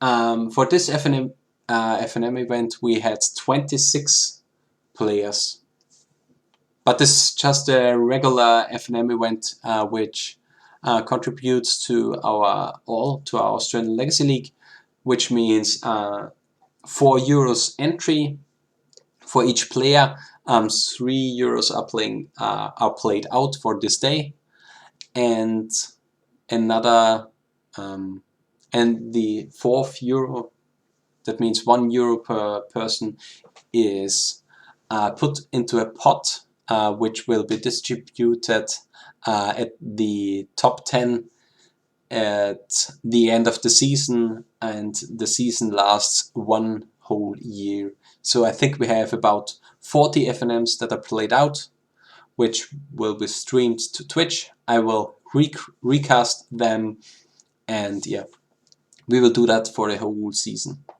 So it's the second time we gotten 26 players to a FNM event. 2 weeks earlier we had the big tournament that ends the season, where we had 25 players. We had 20 euros per person in the pot, so we played a half K, about 500 euros in the prize pot. And I think for last season we had 49 different players that showed up at FNM events. So the community in Linz is really, really good, and we are kind of pleasured with a lot of good community members that are willingly to give out duels to Lens to new people, that they can try to experience the format. Yep. And the Ulemog was too big for Manuel, and Stefan won game 1 now. In the spot you have 3 carpet of flowers. So you try to ramp more. The question is which cards you don't like. I think you are trimming on the Once Upon a Times in that spot now. You don't want the Caracas, I think, because Caracas does nothing in this matchup.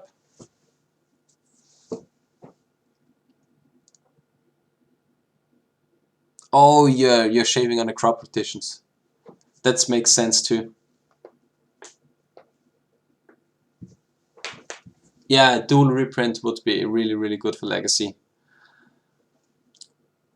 But unfortunately we are in an area where it's hard if a dual reprint can happen. I think Wizards are trying to do something because they need it for Commander. But yeah, this is a pretty hard topic. Okay, on the side of Otto Stefan, I think he sideboarded 3 crop rotation for 3 couple of flowers. I think that makes sense. The Caracas does nothing, but at least it's a land and can contribute to his mana pool.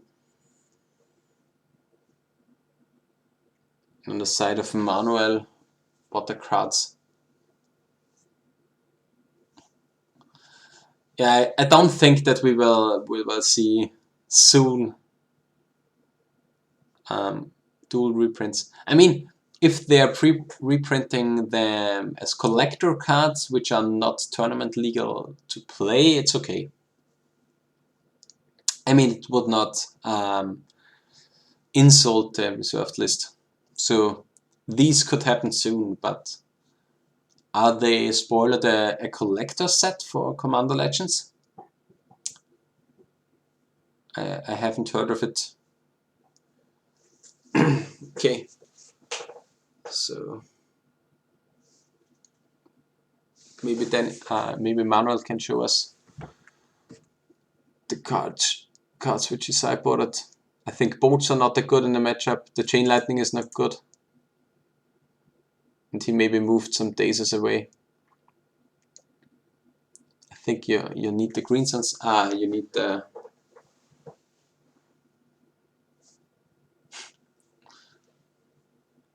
I mean, I wouldn't call the Zendika reprints, the Zendika Fetchlands reprints.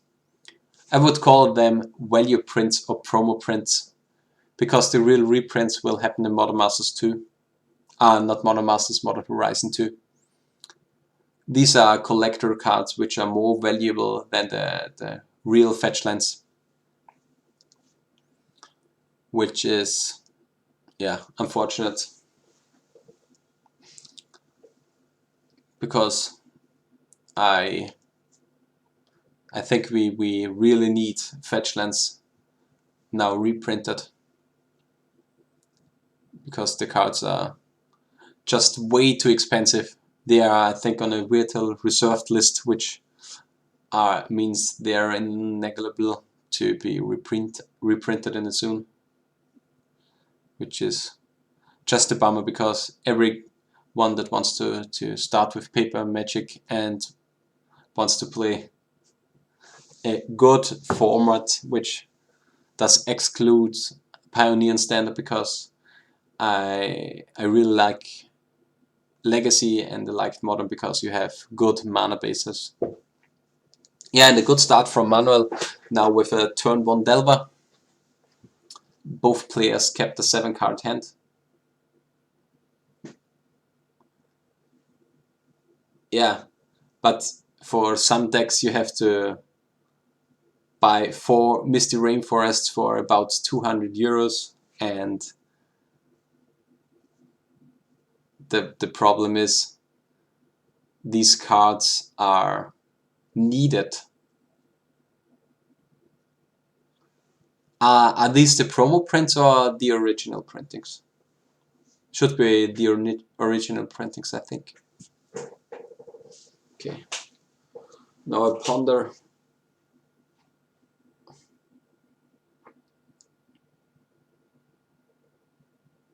I think you want to draw the Force of Will in that spot and put another card on top.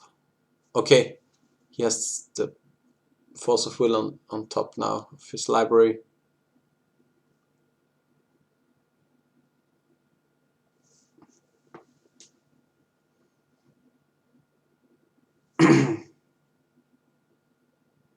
Now we're in an interesting spot now for Manuel.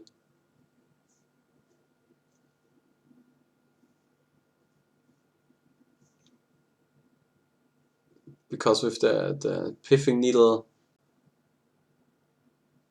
solving. Okay. This means the Force of Will is now shown.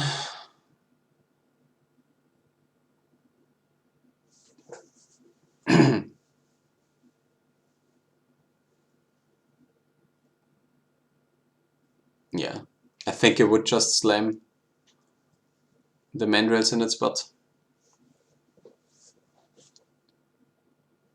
So you have 7 power on board. You force your opponent to do something.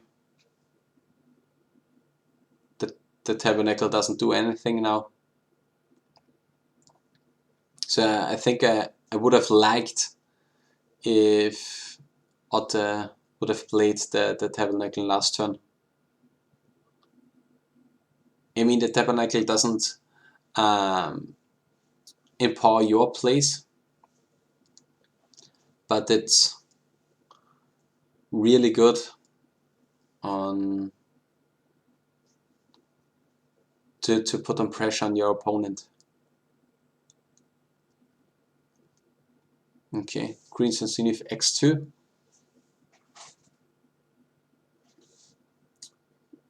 Gets resolved. Okay, we get an Elvish Reclaimer. Currently a 1/2. The problem is that the Reclaimer doesn't profitably can block the Hooting Mandrills.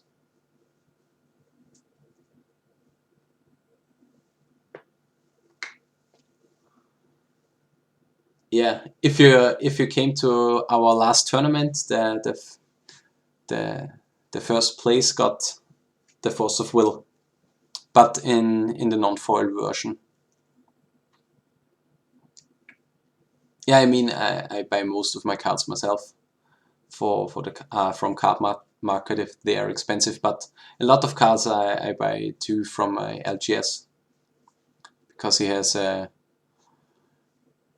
really big sortiment. He has always some dual sling here around if you need them, and yeah, we are delighted to have such a good LGS in Linz. Okay, yeah, the spot is now really hard.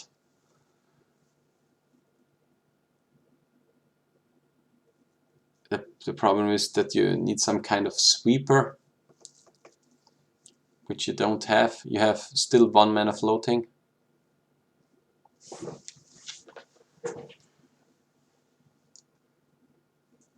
The problem is that you are still dead on board,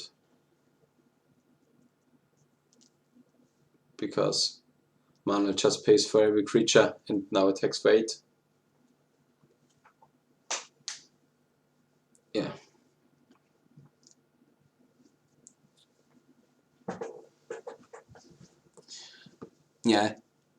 Yeah, as I already said, we have really luck to live in such a good city for Legacy or Magic in general. We have a good LGS that does a lot for the players. We have a really good community, and yeah, I think we have everything you can want for such a small city like Linz.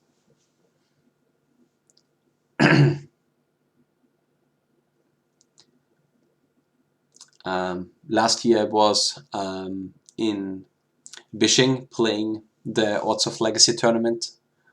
There I met with James, Zhu, and Julian.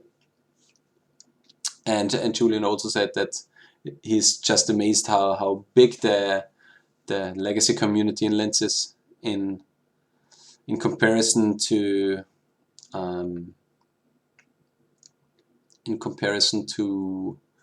the community in Munich, because Munich is just a much more bigger city than Linz. But they, I think, only have a Legacy tournament like in every quarter of a year or something like that.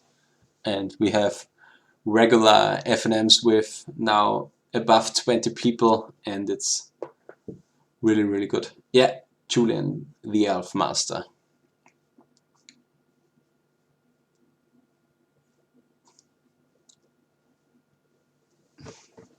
Our big Bavarian Legacy King. So now we go to match 3, a manual against Stefan. Sorry, if it was too loud.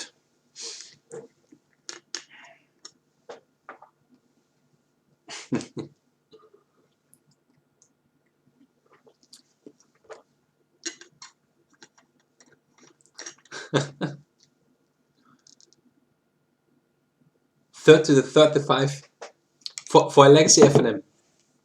That's good.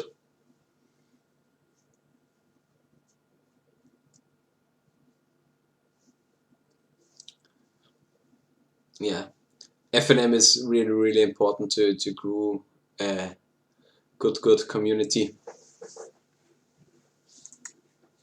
I mean, you have some grinders or that show up regularly, but one thing that's really important is that you need to have a stable community. What's the term, clash? Actually, I haven't heard about that. So now we have a Cloud Post opening, and I think there should be a Wasteland opening from Manuel. Yeah.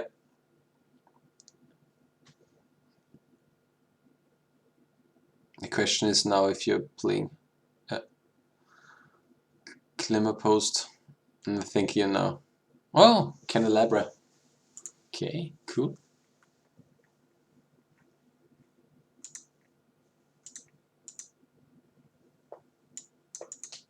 Okay.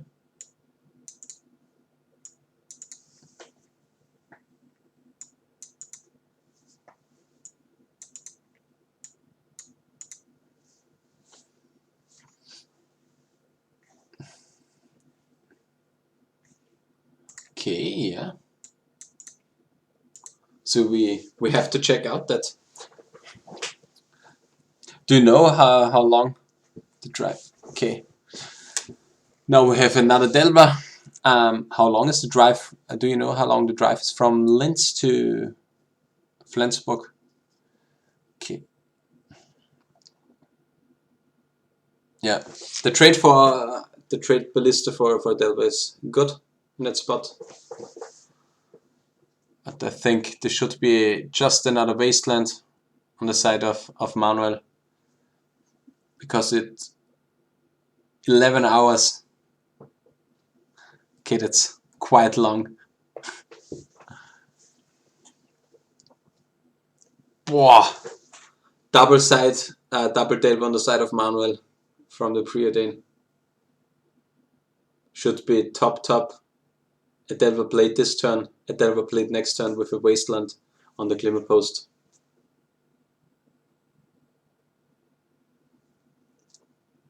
Or if he fears something, he could just waste the glimmer post now. But I think you want both Delvers in that spot.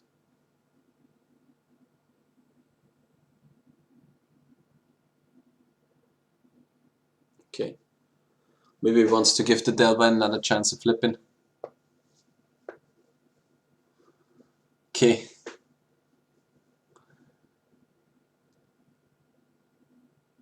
Okay, now we have the removal. That's the problem. I mean,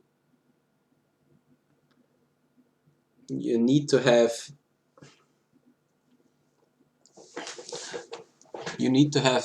multiple threats against these type of decks, because they will have one removal, maybe they have two removals, but if you have the wastelands and various other cards, you're good to go.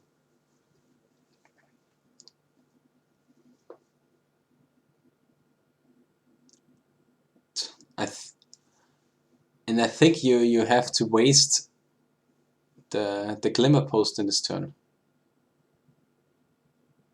But he already played a land. So with that, this is not a possible play.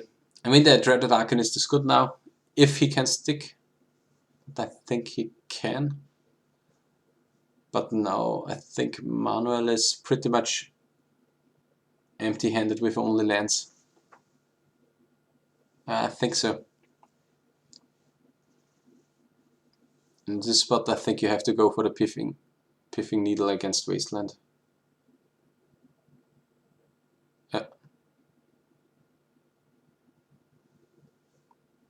No, I think you go for the Piffing Needle against Wasteland.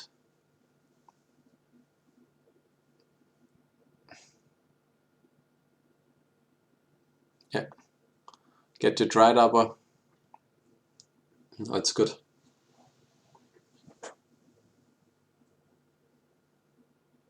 Okay.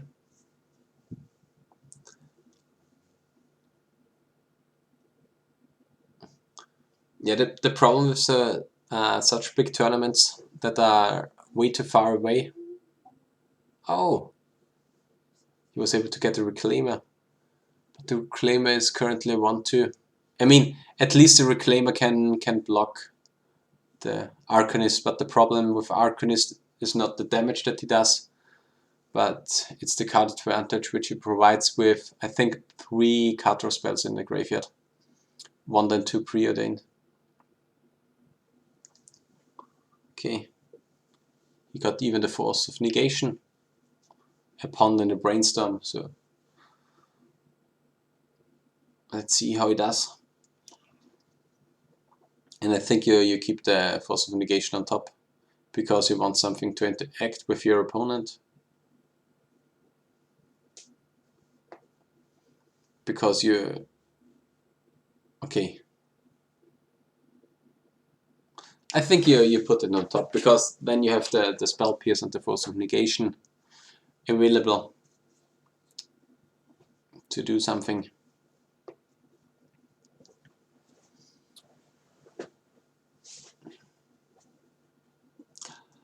I've been playing the 4-color painted deck since the coronavirus started, so since March, I think.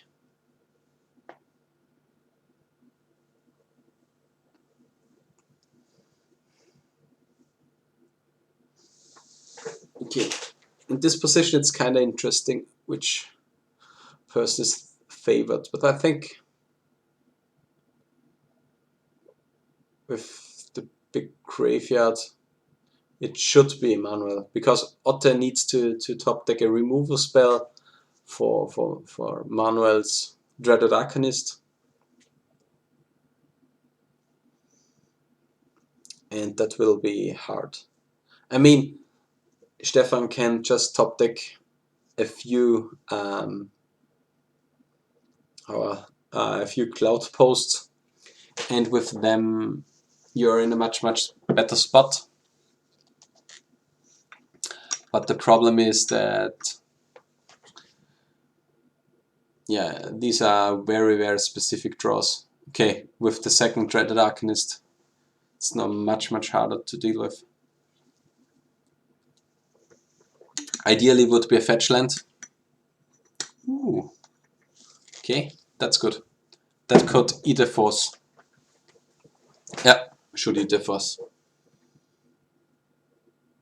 Okay. Would have been too good. Okay.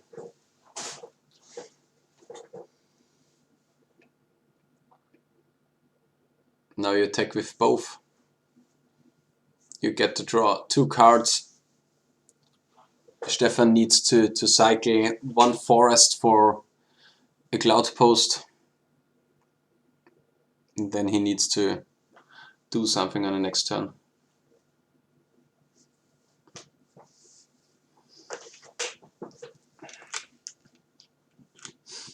Yes, Strive for Pile is good, but the problem I think with Strive for Pile currently is that you need to be Strifo to be good with the deck.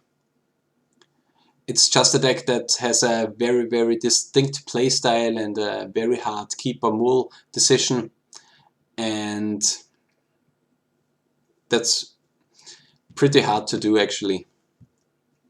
One local player of us has tried it, and one problem he finds is that the removal is really awkward to play, and so you have to have the correct mindset how to play the deck.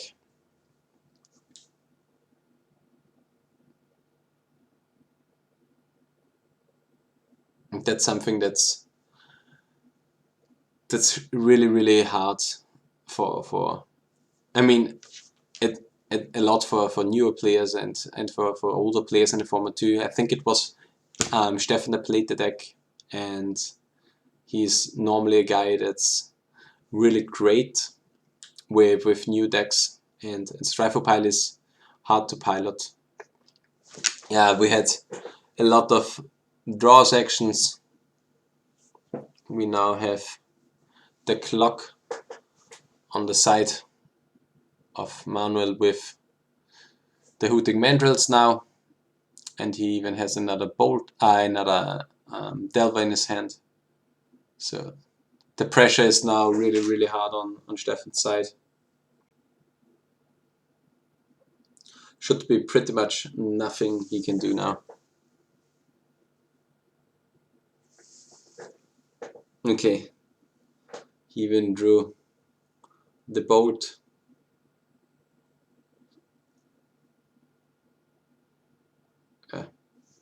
You have to fetch up the cloud post.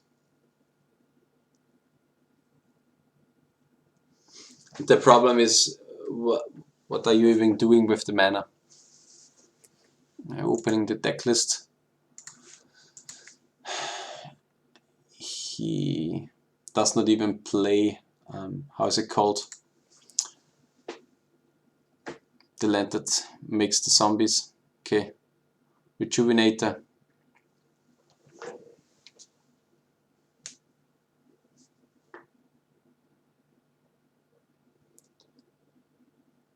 So you can put 1 card for 1 land into play. And he has a cloud post.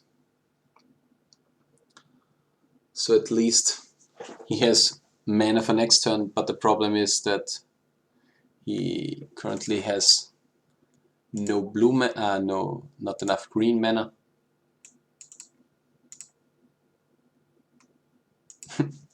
We had one paper Lurus gaming session at the house of one of our local players, one of my friends, and that was the only time I was able to play Lurus. And yeah, I played a pretty interesting deck, which would have been nice to play for a longer period, but yeah, Lurus was too good, unfortunately.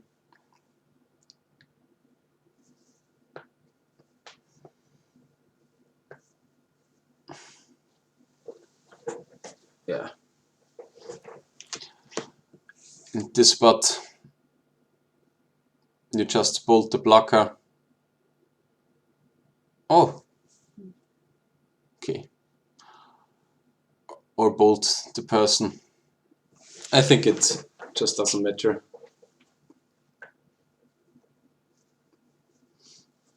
Yeah, I think for Legacy, the Lures with the current rule set would be pretty okay. I mean, he still has the advantage that he's pretty broken, but at least in Delver decks you can interact with it with this card. I would like if Lures would have been white, black, and one colorless, instead of the hybrid colored shenanigans. So we have 9 damage going through to Otta. Another Oko, which should elk the Candelabra. Okay. He even makes a food token. So he gives a little bit of chance for Otte.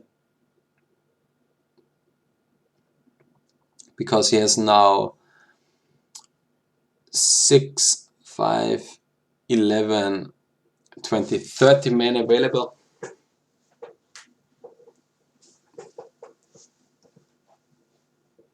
But I think there is nothing he can do, unfortunately.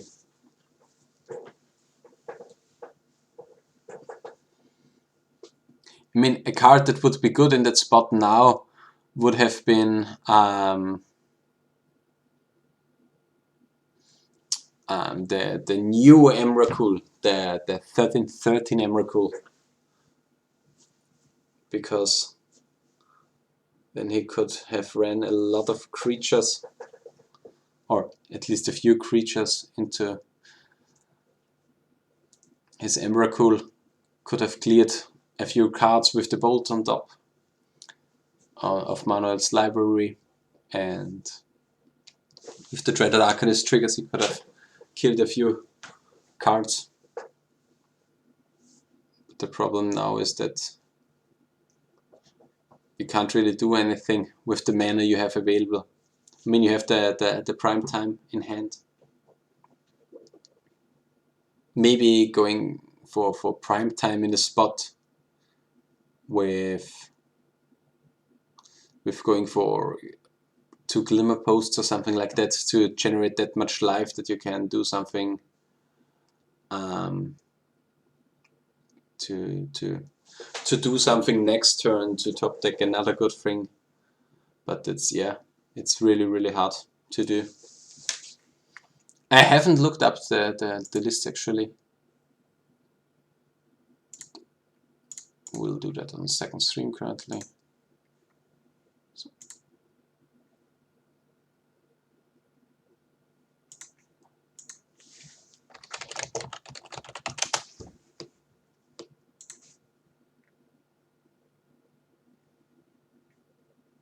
Okay.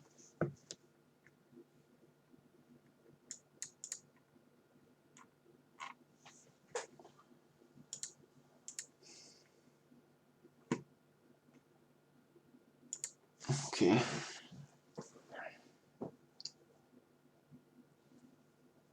Yeah, the problem is that the Kozilek doesn't do that much in that spot now.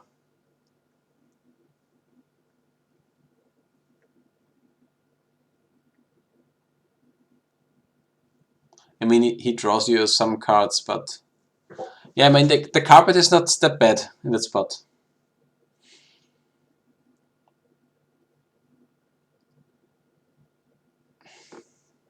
But the problem is that the problem is that Oko can just elk the Kozilek. You need something to combat the Oko now, which is unfortunately not available currently for Otte.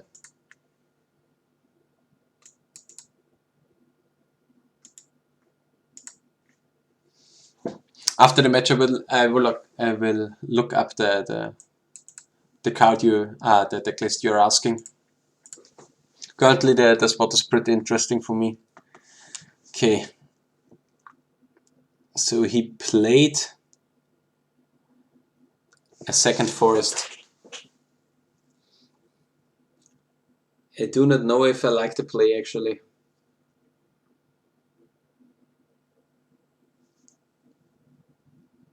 Okay, now you're casting a prime time. And I think if you're going for Glimmer Post, you're going up to 18 life. And it's a little bit more complicated for Manuel now. I think Glimmer Post is the right play here. Because, I mean, he doesn't have any Cloud Posts available now. So you have now 18 life, you have 2 threats that are needed to be answered. The problem is that Otte has a lot of lands in hand, which are not that much gas now. Hopefully the one card that was shown was a Green Sun Zenith or something like that, that he can do something. Or another Prime Time actually, which would be really, really good. With Prime Time he can tutor up an, how is it called? Eye of Ugin, which means a win in a few turns. He has another Cloud Post, so he has 18. He has way too much mana available for next turn. So if the Prime Time survives and Otte has another Prime Time in hand, he should be good to go for next turn. Because with the Prime Time you can tutor up an Eye of Ugin. With the Eye of Ugin you can tutor up an Emrakul, the Eon's Fawn, and with the Emrakul you can win the game on the next turn. Because of the cast trigger you gain an extra turn, you can attack for a lot. The prime time will be good next turn. You need a lot of bolts to combat the board of Otte next turn. One thing that it's good is that Oko can elk one of the threats, which should be prime time from the side of Manuel now. The 8/8 is unfortunately big, but I think it should be maybe able to handle. I mean, you can bolt the prime time and attack with a Dread Arcanist and bolt the prime time again, which would be okay, or would be good. You can elk the Kozilek, which would then unfortunately trade for the second Arcanist. But I think you have to do something like that in the spot now.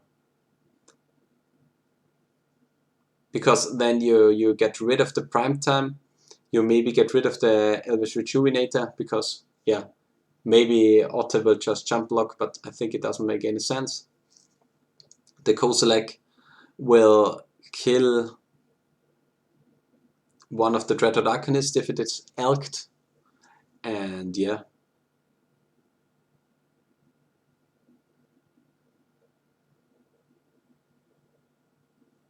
So will be definitely an interesting turn now.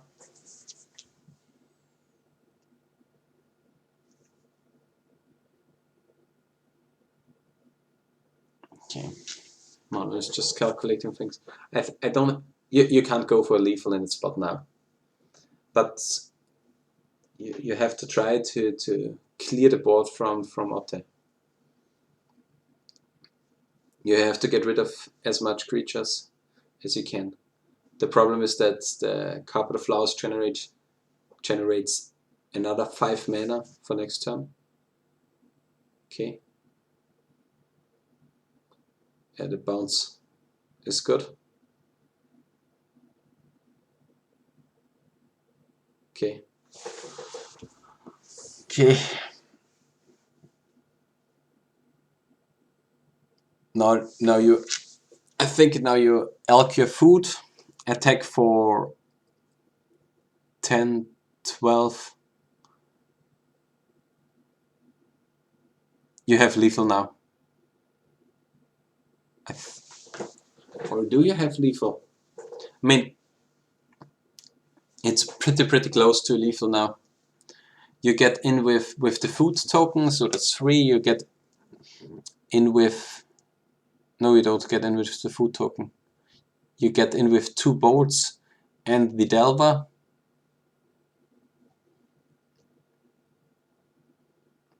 It would be 1 off lethal if he bolts 2 times Otte. If he double bolts the prime time, you get in for... If he elks the prime time and bolts 1 time the prime time, you get in for 2, 5, 9. You get in for... No, another 11. So... Yeah, unfortunately, I don't see a line for Manuel to win this turn. I think he is in multiple lines 1 of lethal. If he elks his own creature token and attacks and double bolts the face of Otte, Otte can block with the Rejuvenator, the token, with the prime time, the Hooting Mandrills. Then the Dreaded Arcanist gets in for another 2 with the Delver, that's 5. With 2 bolts, that's 11. So I think Manuel is just calculating everything in his head. So I think in this spot it should be a win for Stefan. But it's pretty close because I think Stefan can go for the play with Prime Time, Eye of Ugin, Emrakul and win in that spot. Because he can do way too many things, because after attacking with the Emrakul he can, or before attacking with the Emrakul he can exile some cards with Ulamog, and from there it should be a pretty safe spot.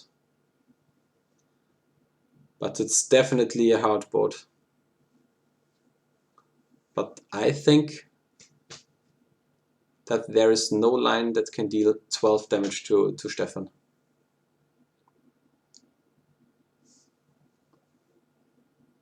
I do not find it.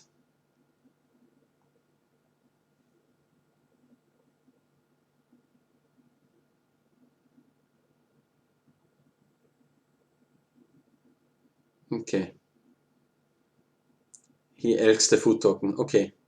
Then goes for everything. Where do the bolts go?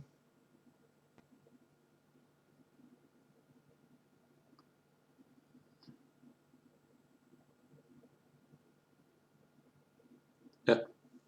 Goes down to 1. And now Otte will win on the next turn.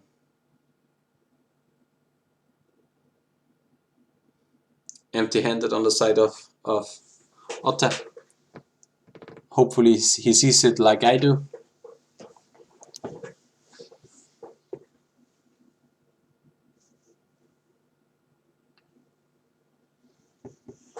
I think you get the Eye of Ugin.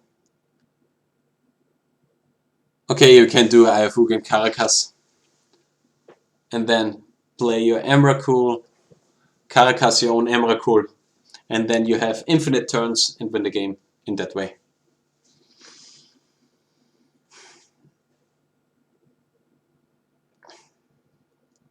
I don't think that you have to do it in that way, but yeah. Okay.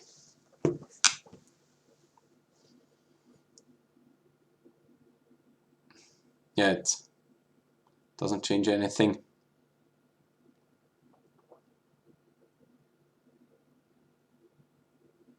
So each of these does make 7 mana.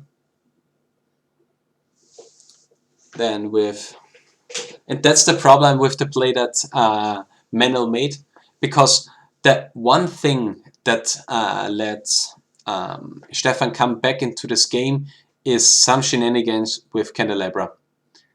And the Candelabra allowed him to activate the IF Uganit, and the turn he came into the play. It allows him to generate way too much mana. And so it was a small but big misplay on the side of Manuel. And now Otto Stefan wins the 3rd round of our Day 2 Season 6 All Legacy Paper event. And now we are moving to the last round, to the 4th round of the Day 2 event.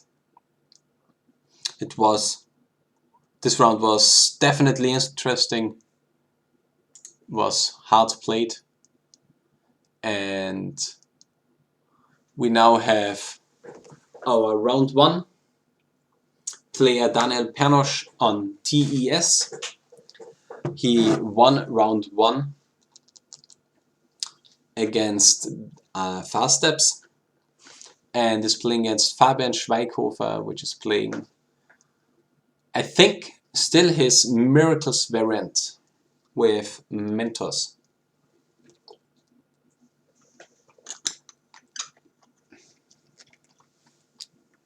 And shout out to Daniel, he's one of my co-hosts from the In Response a Legacy podcast.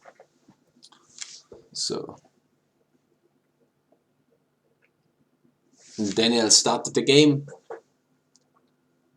Will most likely just drop a Wishclaw Talisman. We will see if it gets forced. No, it does resolve. Okay.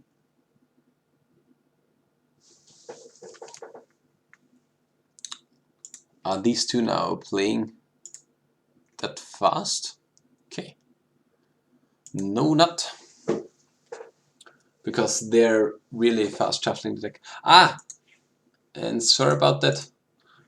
I just look up the deck because we had a question from German Legacy Hype about the list from Greg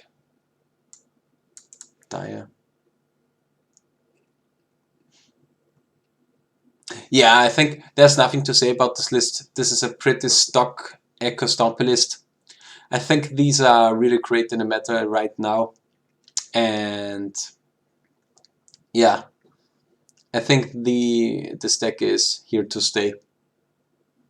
It has the potential to go for, or it usually goes for a turn 1 Chalice of the Void, or turn 1, let's say Nazet into Lines of Diamond, Echo of Eons or something like that.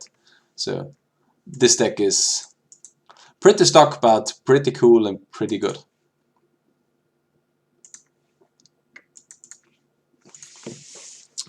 Hopefully some guy at our local, at our LGS will put it together sometime. Okay, so we have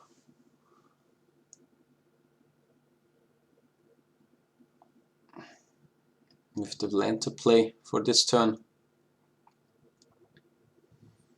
and I think we will see a try for the combo next turn.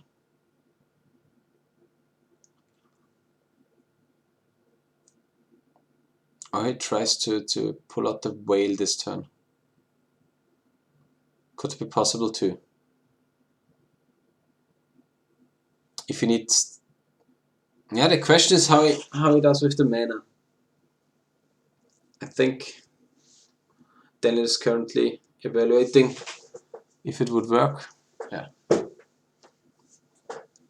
Icewind Quartal doesn't change that much about the spots we currently are facing. The question is now if... Okay, we have 2 Force of Wills on the side of Fabian, so this will definitely be interesting. One thing is that with only 1 Icewind Quartal out, Daniel isn't that pressured to move to a combo turn. But one thing is that he currently has only 1 green mana available. So if he would go for a combo next turn, I would really like him to get 1 more green source. Okay, I think the land in the spot is okay, because you now can fetch up your bio. But the problem is, if you can do something that wins you the game this turn, because you only have that much mana. I think this is a force pitcher brainstorm, yeah.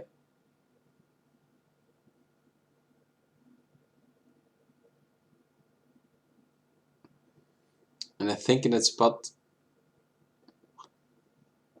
the question is if you just move on, or if you play into another Force of Will.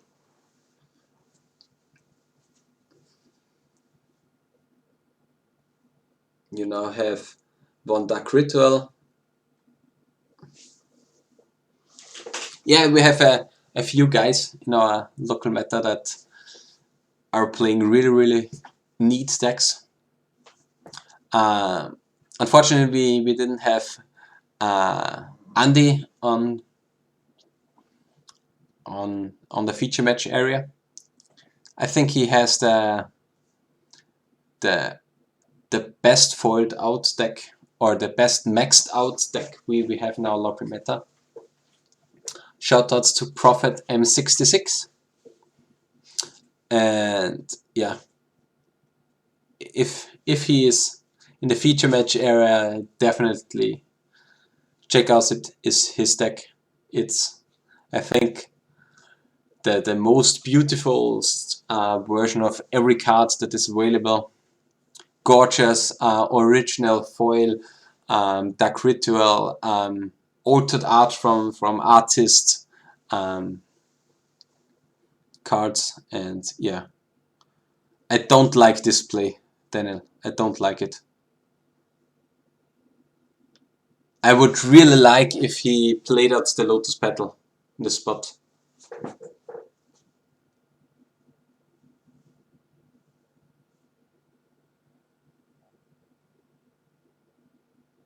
Okay.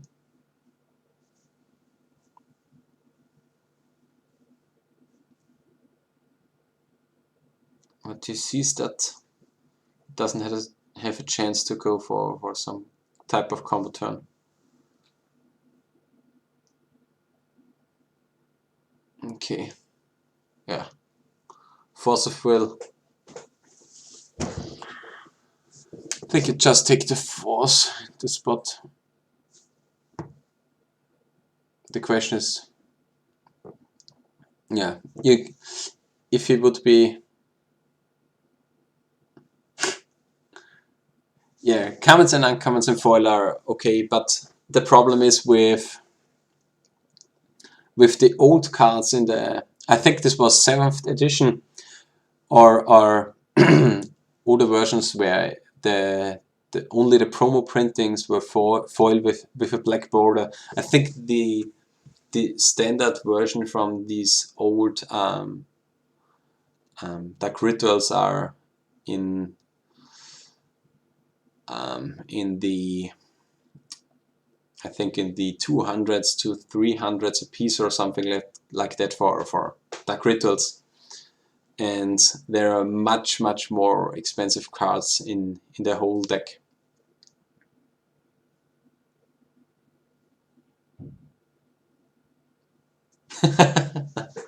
Yeah, Game 1 Chalice on 0 against you is good.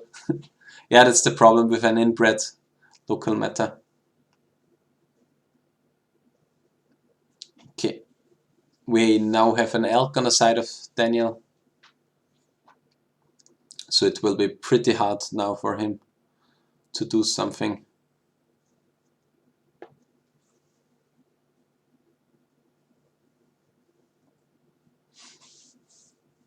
Yeah, the spot is now pretty hard. You don't have any protection. I mean, he does have one tutor.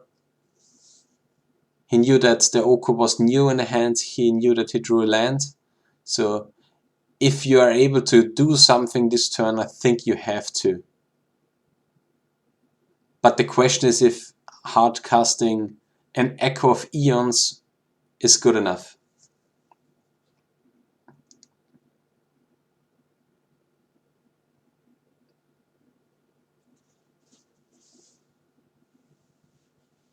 You're moving up to 3, you have 3 mana in the pool. You're playing the Rite of Flame, you have 2 red in the pool. Yeah.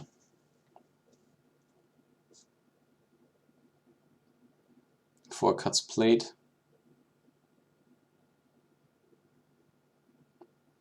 And now you just hardcast the Echo of Eons.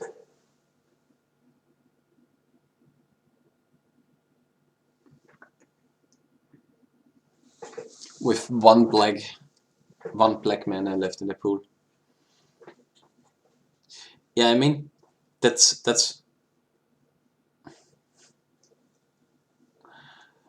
no, the problem I think that Andy's saying is that if you're playing a combo deck in a local meta and everyone knows that you're playing the combo deck, you lose the winning percentages against Stompy in game 1. Because Stompy would normally go for a Chalice on 1 and does not drop the Chalice on 0 on turn 1. And if you are unlucky in the matchups and playing against 1 or 2 Stompy decks or something like that, you can't win the FNM.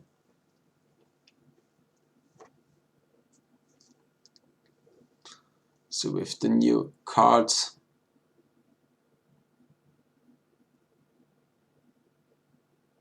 I mean the spot is now interesting. I think you're going for the Ponder here. The land situation is pretty okay. Oh, he even goes for the Brainstorm.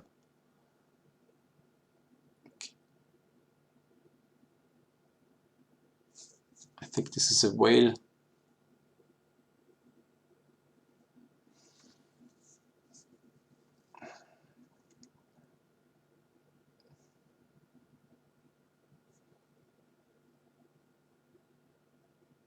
I hope he attacks. It will change anything. But next turn you can go for a Protected ad nauseam, which would be good.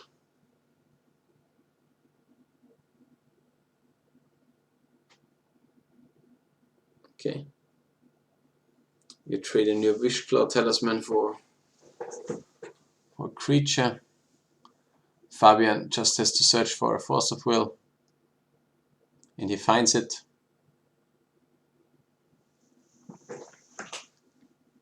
Okay. That means he does have 1 in his hand.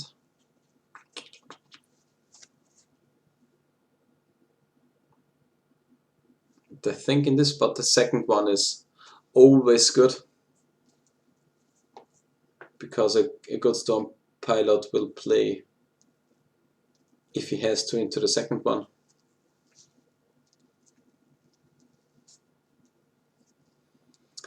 But yeah, it will be quite difficult.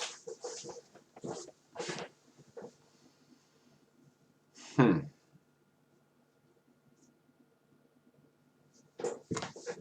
mean, the pressure is definitely on Daniel now, because he's facing a 2-turn clock. Okay.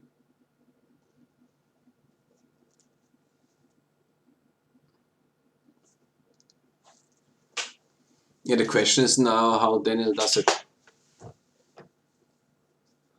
I mean, you're pretty much expecting now a Whale of Summer, I would say. So Daniel needs to find a way to play around it. Yeah, 3 black floating.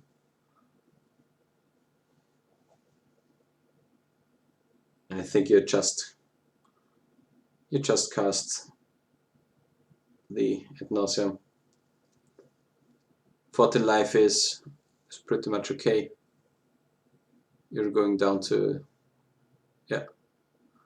1 mana.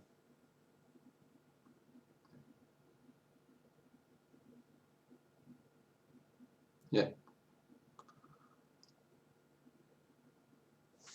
Okay, another 2. At least you got rid of the Echo of Eons, so you can go down to 5 life, or you can go down to 4. Okay.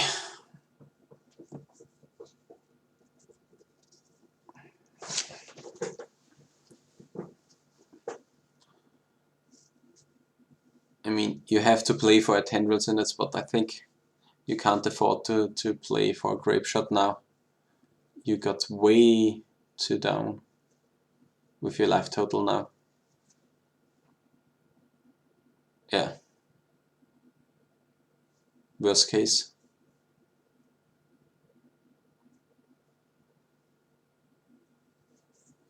I mean, with the pedal it can work. Because I think you can play the Tendrils from the sideboard. But I think you can't. I think you have to play into the Whale of Summer now, which, if I see it correctly, Fabian is not playing.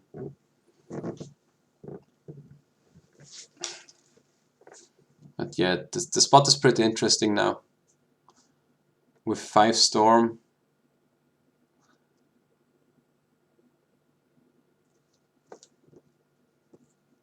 Because if you... The question is how do you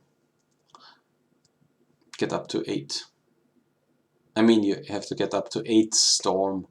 That's the problem, because... I mean, if you've... Yeah. I think you just fought Seas.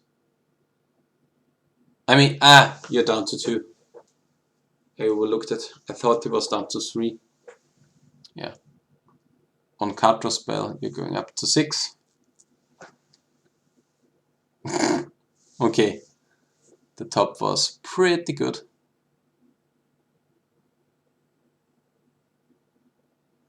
Now all mana problems have gotten away.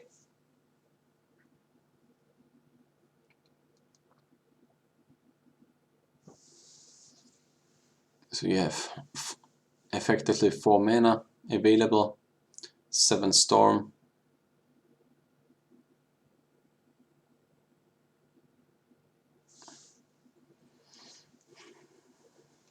So you can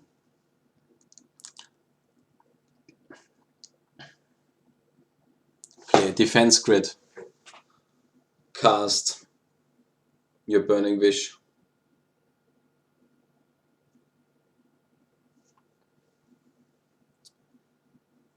No, you can't play the defense grid. Yeah, you have to play it. Ah, okay. He knows that there is a lotus petal on top.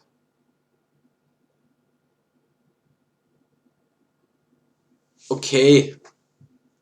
He wants to play the tendrils from the hands. Okay, he's at 9, and with that it's lethal. I'm way too dumb for this deck.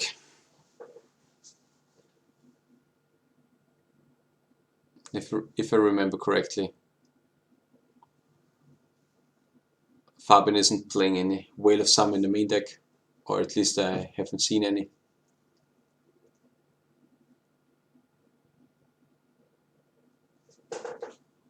And he is going to sword his own elk, but with tendrils for 10 or for 20, it's an easy lethal.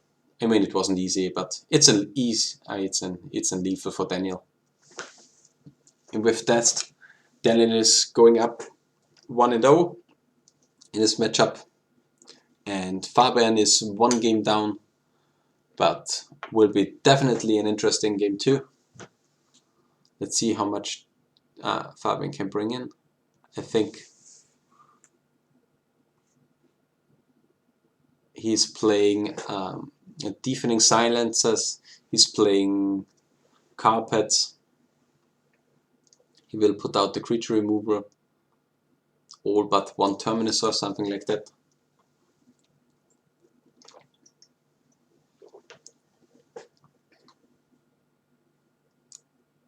Yeah, all the swords.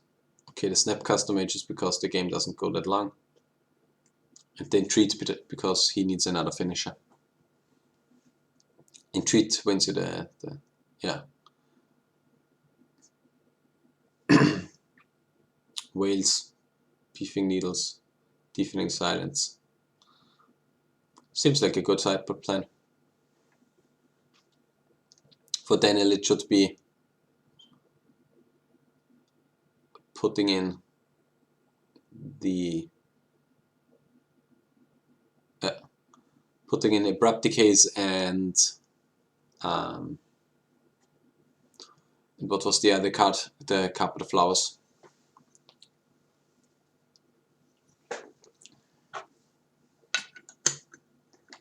So, I mean, one thing that's on the side of Fabian is now that he has a little bit more interaction because the Deafening Silence need to be interacted with by Daniel. If a Deafening Silence is in the opening hand of Fabian and it's dropped on turn 1, Daniel needs to have the Abrupt Decay in his hand, and it would be really hard for him to compete for this game. That's something that's really good for if game 3 would happen, that Daniel would be on the play again, that he can interact with the hate pieces of Fabian, but we will have the forces of Fabian, we will have the combo potential of Daniel, but yeah, we will see how this game goes. I think there is this a no-lander or is this a one-lander from Daniel? Yeah, and here we have it. We have the turn 1 Deafening side. Oh, yeah, I don't know. I like it turn 1 Deafening Silence because it does so much against Daniel. But yeah, I mean, how much discard does test nowadays play? Does it play none? I always thought that they are playing a few, but no. Okay, with no discard, it's definitely the right play to advance your own game plan and wait what your opponent is doing.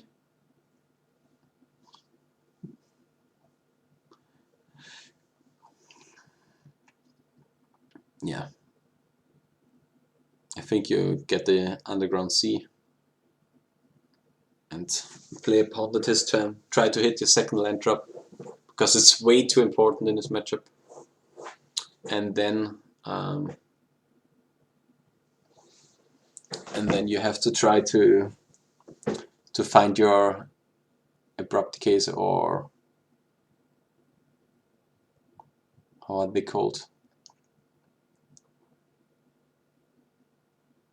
Okay. I mean, it's pretty much okay, but the problem is that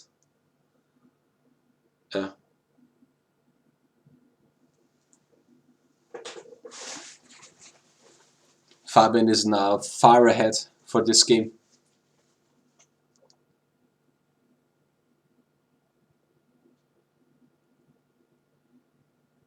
You just play land, get your basic, and then you just play your deafening silence. And with that you're good protected. You're intact with the defense grid on the side of Daniel, with the counters on turn 2.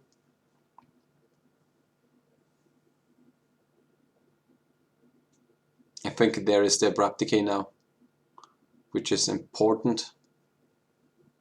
But the problem is that Daniel does not have the mana to operate with an abrupt decay. But I think you have to keep it because the abrupt decay is too good. One thing is that with the defense grid in play,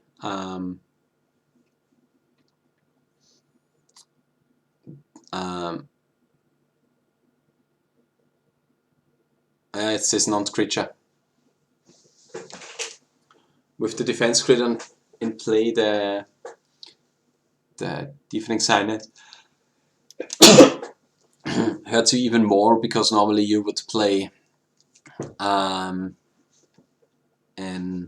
Mox or a Lotus Petal on your turn, and you would be able to abrupt decay the deafening silence on the next turn. Thank you. You would be able to interact on the opponent's turn with their hate piece. But yeah, it's really hard for Daniel now to come back in this game. Yeah.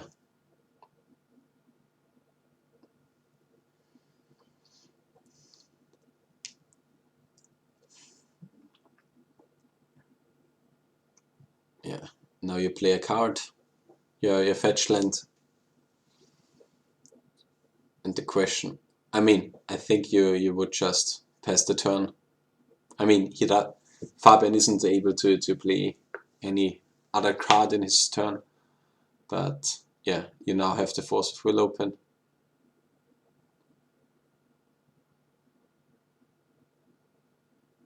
Okay, here we have unfortunately a misplay from Daniel. He should not be able to cast his card because it would cost 3 more because of the defense grid.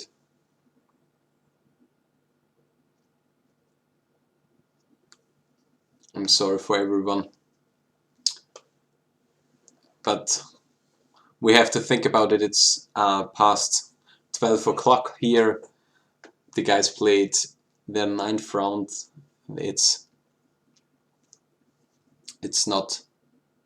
I don't want to cool it down that they played something wrong, but it's really hard to play at these hours, because the FNM just starts at 8:30 past midday, so it's in the evening already. You work your whole Friday at work and then come play Legacy, and in the last round you make some misplay. So unfortunately. Okay, we even got an elk now on one of the defense grids. I think this is now interesting.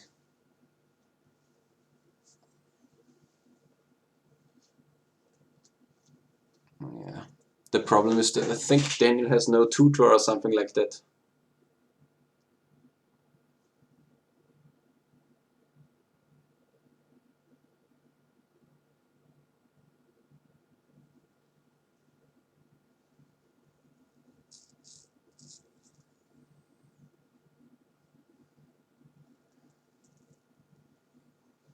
Okay. In this case, Fabian didn't block with his creature because he did not have 3 other snow-covered permanents. With that, he would not be able to, or his Icewind Quaddle had no Death Touch. With that, he wouldn't be able to trade with the defense grid, with the Elk. Okay, another land now for Daniel, which is good, but the problem is now that you're still missing a crucial card draw spell to combo now. And with the second defense grid getting elked, it's a little bit more problematic. Yeah. Daniel is just waiting for a Whale of Summer, but even a Whale of Summer wouldn't matter now because Fabian has 2 Force of Will and 1 Force of Negation in his hand. He can hardcast at least 1 force and would be able to recast how's it called, to use the other cost of the card to cast at least a 2nd force, and with that Daniel would just win. With that Fabian would just win. Okay.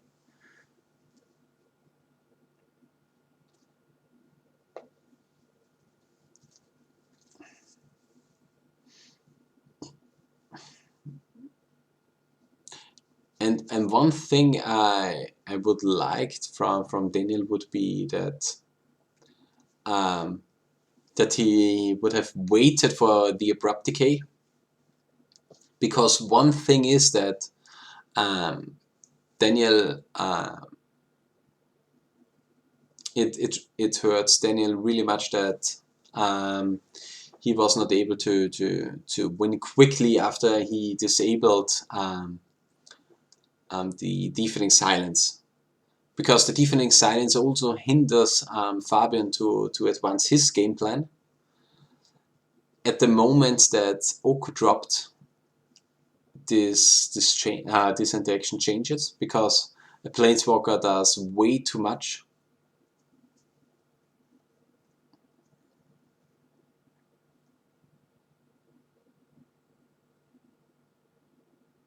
Okay.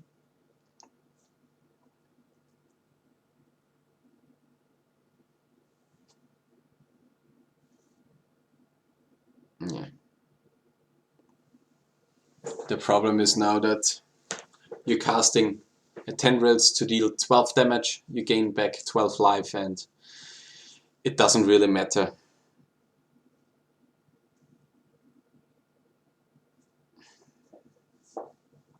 You are now empty-handed and facing a 2-turn lethal. And yeah, that's the power of Oko.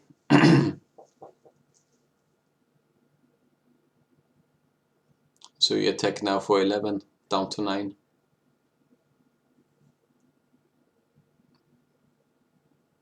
And then you can show your opponents a full grip of Force of Wills.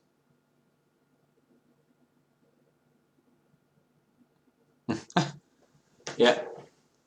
So we have yet another game that goes to game 3. I think we only saw 2 once today. A lot of interesting matchups. And yeah, we will see how this game goes now, with Daniel being on the play. He maybe has a turn 1. But yeah, we will see.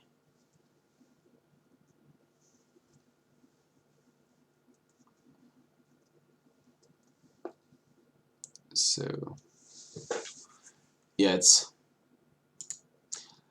it's pretty interesting to see how these decks operate.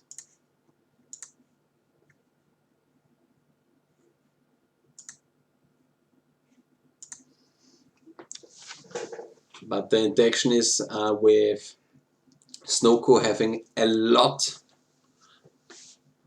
of tools to combat early game pressure, and having a good clock in the form of Oko is I mean, Fabian drew a lot of force of wills, but that's something with playing now 6 forces with force of negation getting printed, is that you can afford to play slow decks, or a little bit slower decks. I mean, Oko is a pretty fast clock, but playing a little bit slower decks, that you can play more forces in the early game to combat the fast combo decks.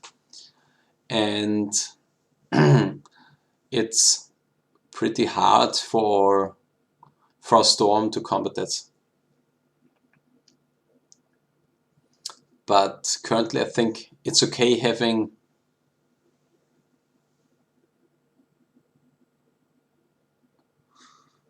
actually I think the hand is fine from Daniel.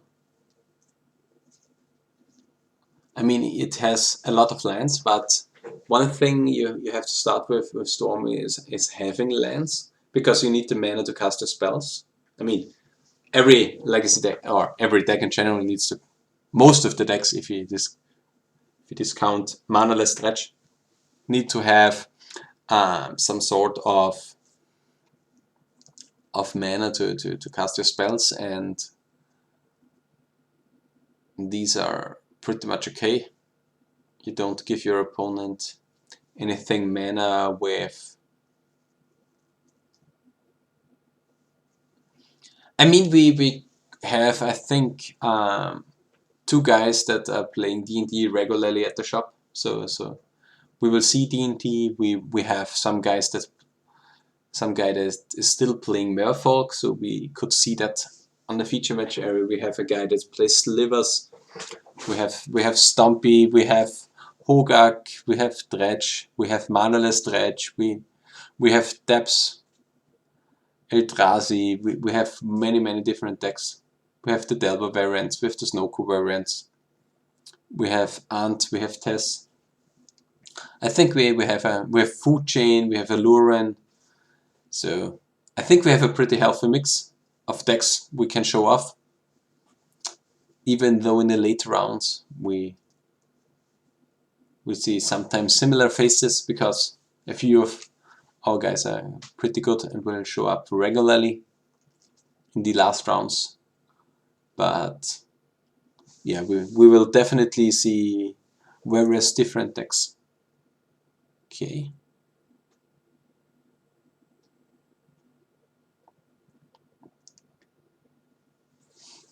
Okay.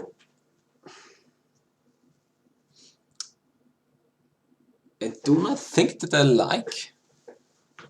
Okay. Double Force of Will again in the starting hand.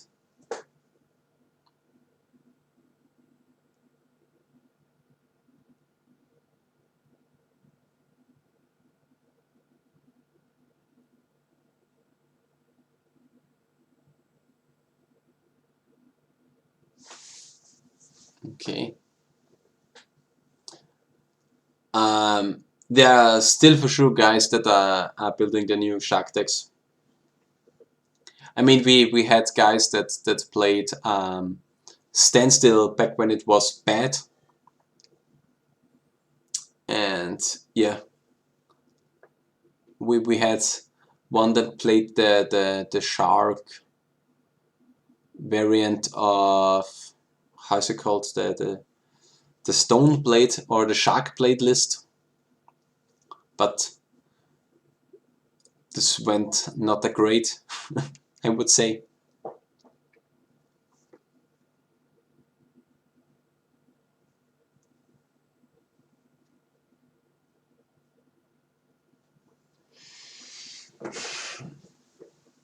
Okay,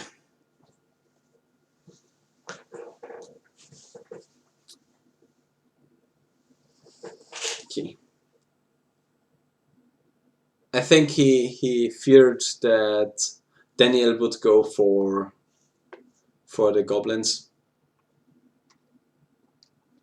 I mean, it's kind of okay to do that.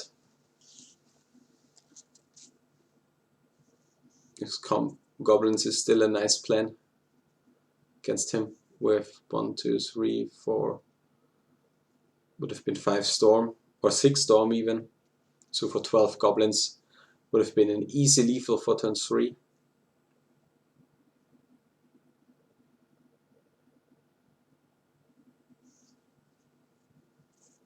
Still 1 card in hand, which is, I think, a land.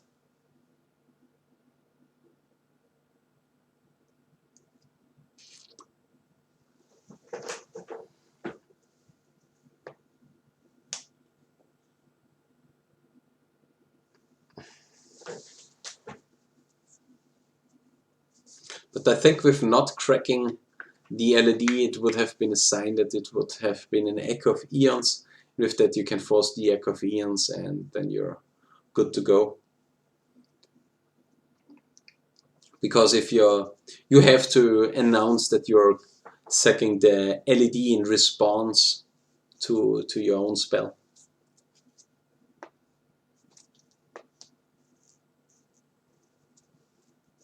So yeah.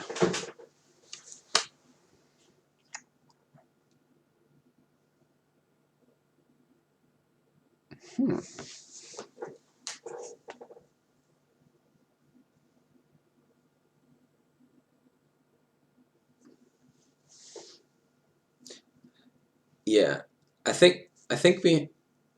do not know if we have someone in our community that is playing currently Ninja, but yeah, Ninja is definitely on the upswing.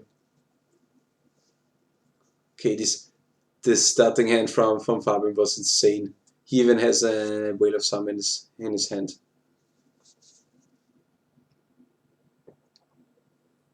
But I think he's missing his second land drop.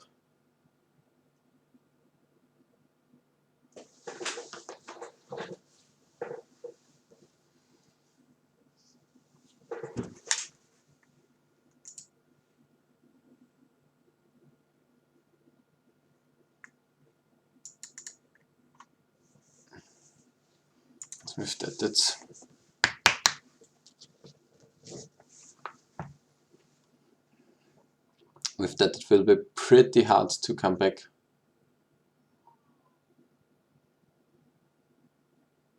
From him. Having the Force of Will, having the Whale of Summer, you are perfectly protected, I would say.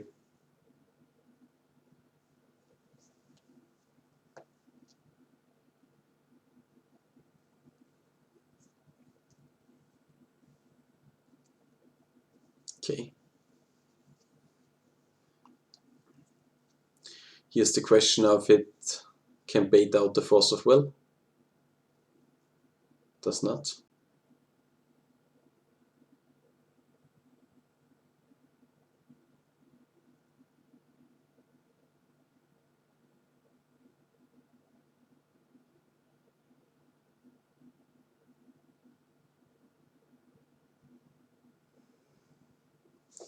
Okay, now we see the Echo of Eons.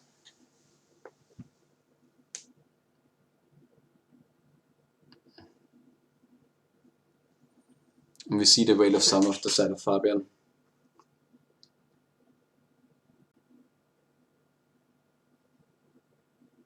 Now Fabian did it correctly. No reshuffling of the exiled cards.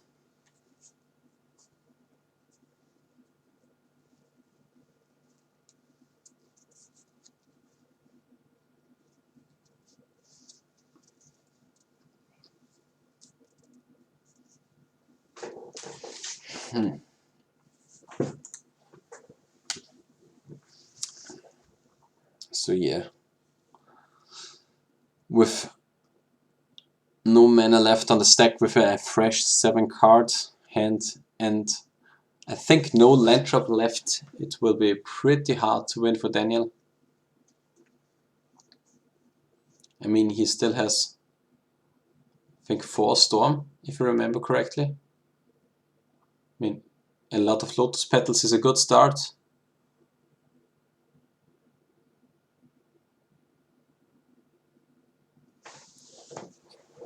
Okay, he has a land trap left. That's good now. He can play Lotus Petal. 3 mana. 5 mana with the Ritual. Then he plays the Wish Claw, cracks the Wish Claw.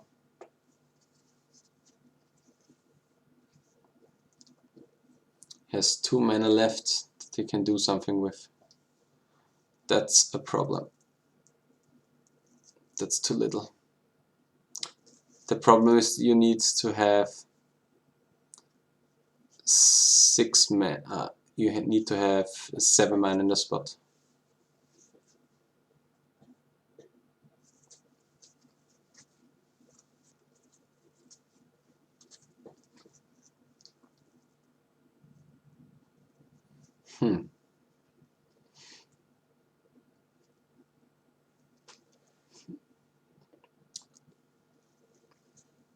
Because you have to pass the turn this one.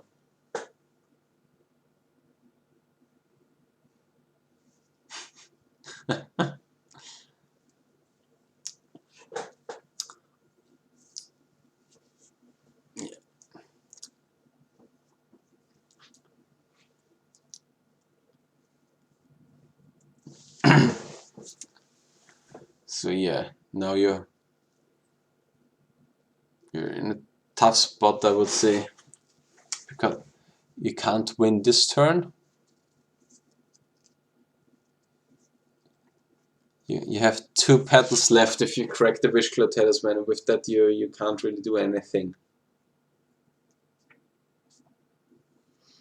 And now you kinda hope that your opponent does something stupid. And I think you have to pass now with this board. I think you can do something on next turn. The Wishclaw Talisman does a lot. And next turn you can even play a second one. Yeah. Yeah, Aetherstone Canonist is okay. It does hinder you a little bit, but at least it lets you cast your Wishclaw Talismans.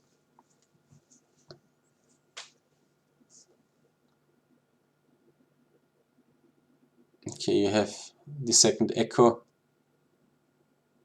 You have 2 lands. The question is now what you're gonna do. Putting back the 2 lands. I think you play the second Wishclaw Talisman this turn. The problem is that you need your Wishclaw Talisman next turn. And I think Fabian has an Oko in his hand.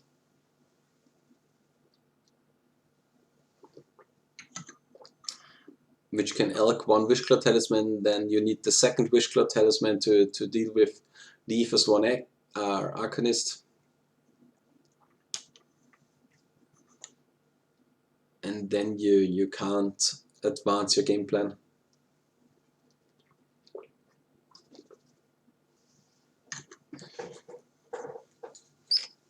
So it will be hard now. Okay.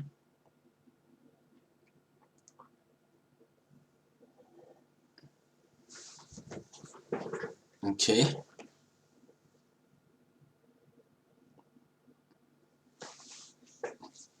Now with 5-6 mana available, 2 Wishclaw Talismans, you should be able to do something, I would say. And let's see how good something is.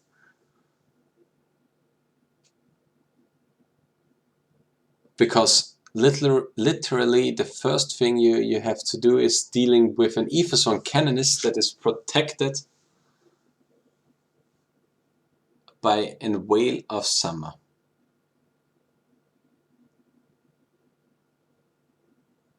And that's a problem.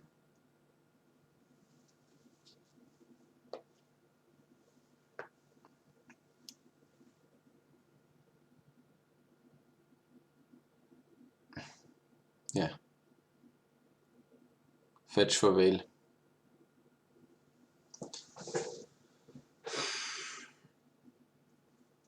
And with that it will be hard now. Because now what you're gonna do? You have now one Wishclaw Talisman less. You have an Oko coming down. You have an Oko elking your Wishclaw Talisman, I think.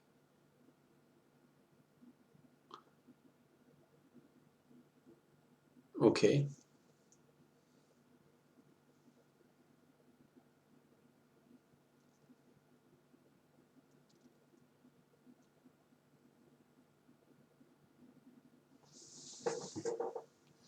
Okay, now the clock is here.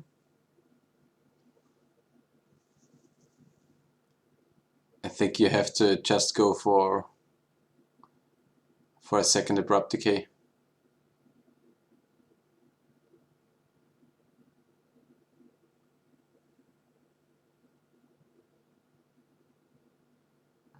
Yeah.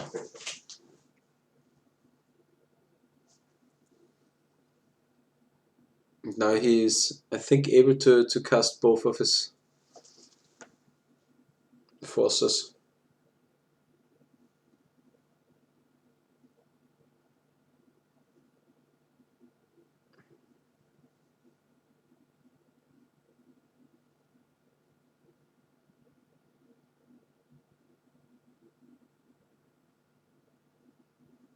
Yeah.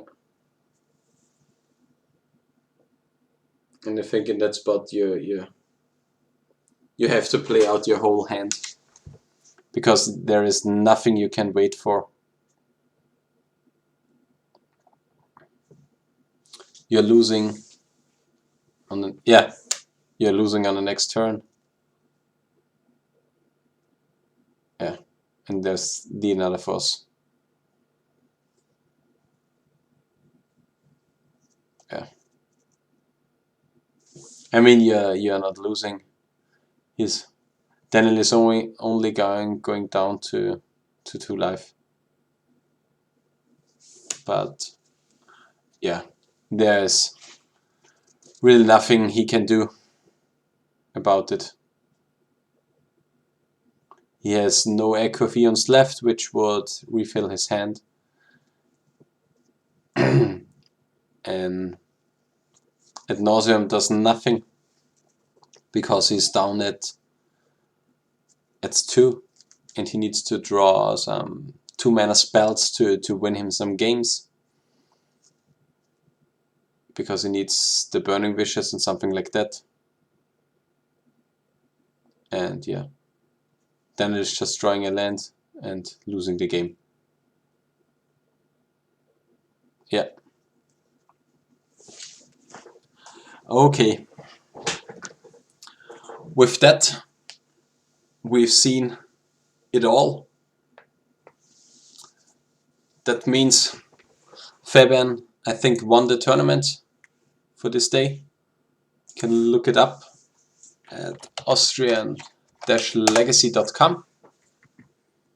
There we have the rule points, and there we see the last FNM. We had 26 players. Fabian won every round he played in. He won 4 rounds with Band Miracles. Otto Stefan, which we saw on Mono Green Post, also won all his 4 rounds. Daniel won all rounds, but not the last one against Fabian. And yeah, here we've seen it. We had Band Miracles, Mono Green Post, Tess, Elves, Turbo Depths. Here we even had Shark still. with the replenished version, because German Legacy Hype asked for it. You can see a few of the deck lists on the website. I will post the link in the description.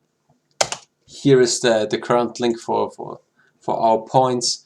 Here you can see the decks too. Notes Christian on Eldrazi, Devon Texas, Ants, Goblins, another test list, Miracles, Blue-Black Reanimator, Black-Red Reanimator, Pox, Lance, Bagdelva. So we have a pretty good variety in our meta, I would say. Then we have here 22 players on our first round, and yeah, on this website you can see our whole data, and we will thanks for your visit on the website. You can have here a lot of information, and yeah, this will be the end of the stream for today. Thank you guys for joining in.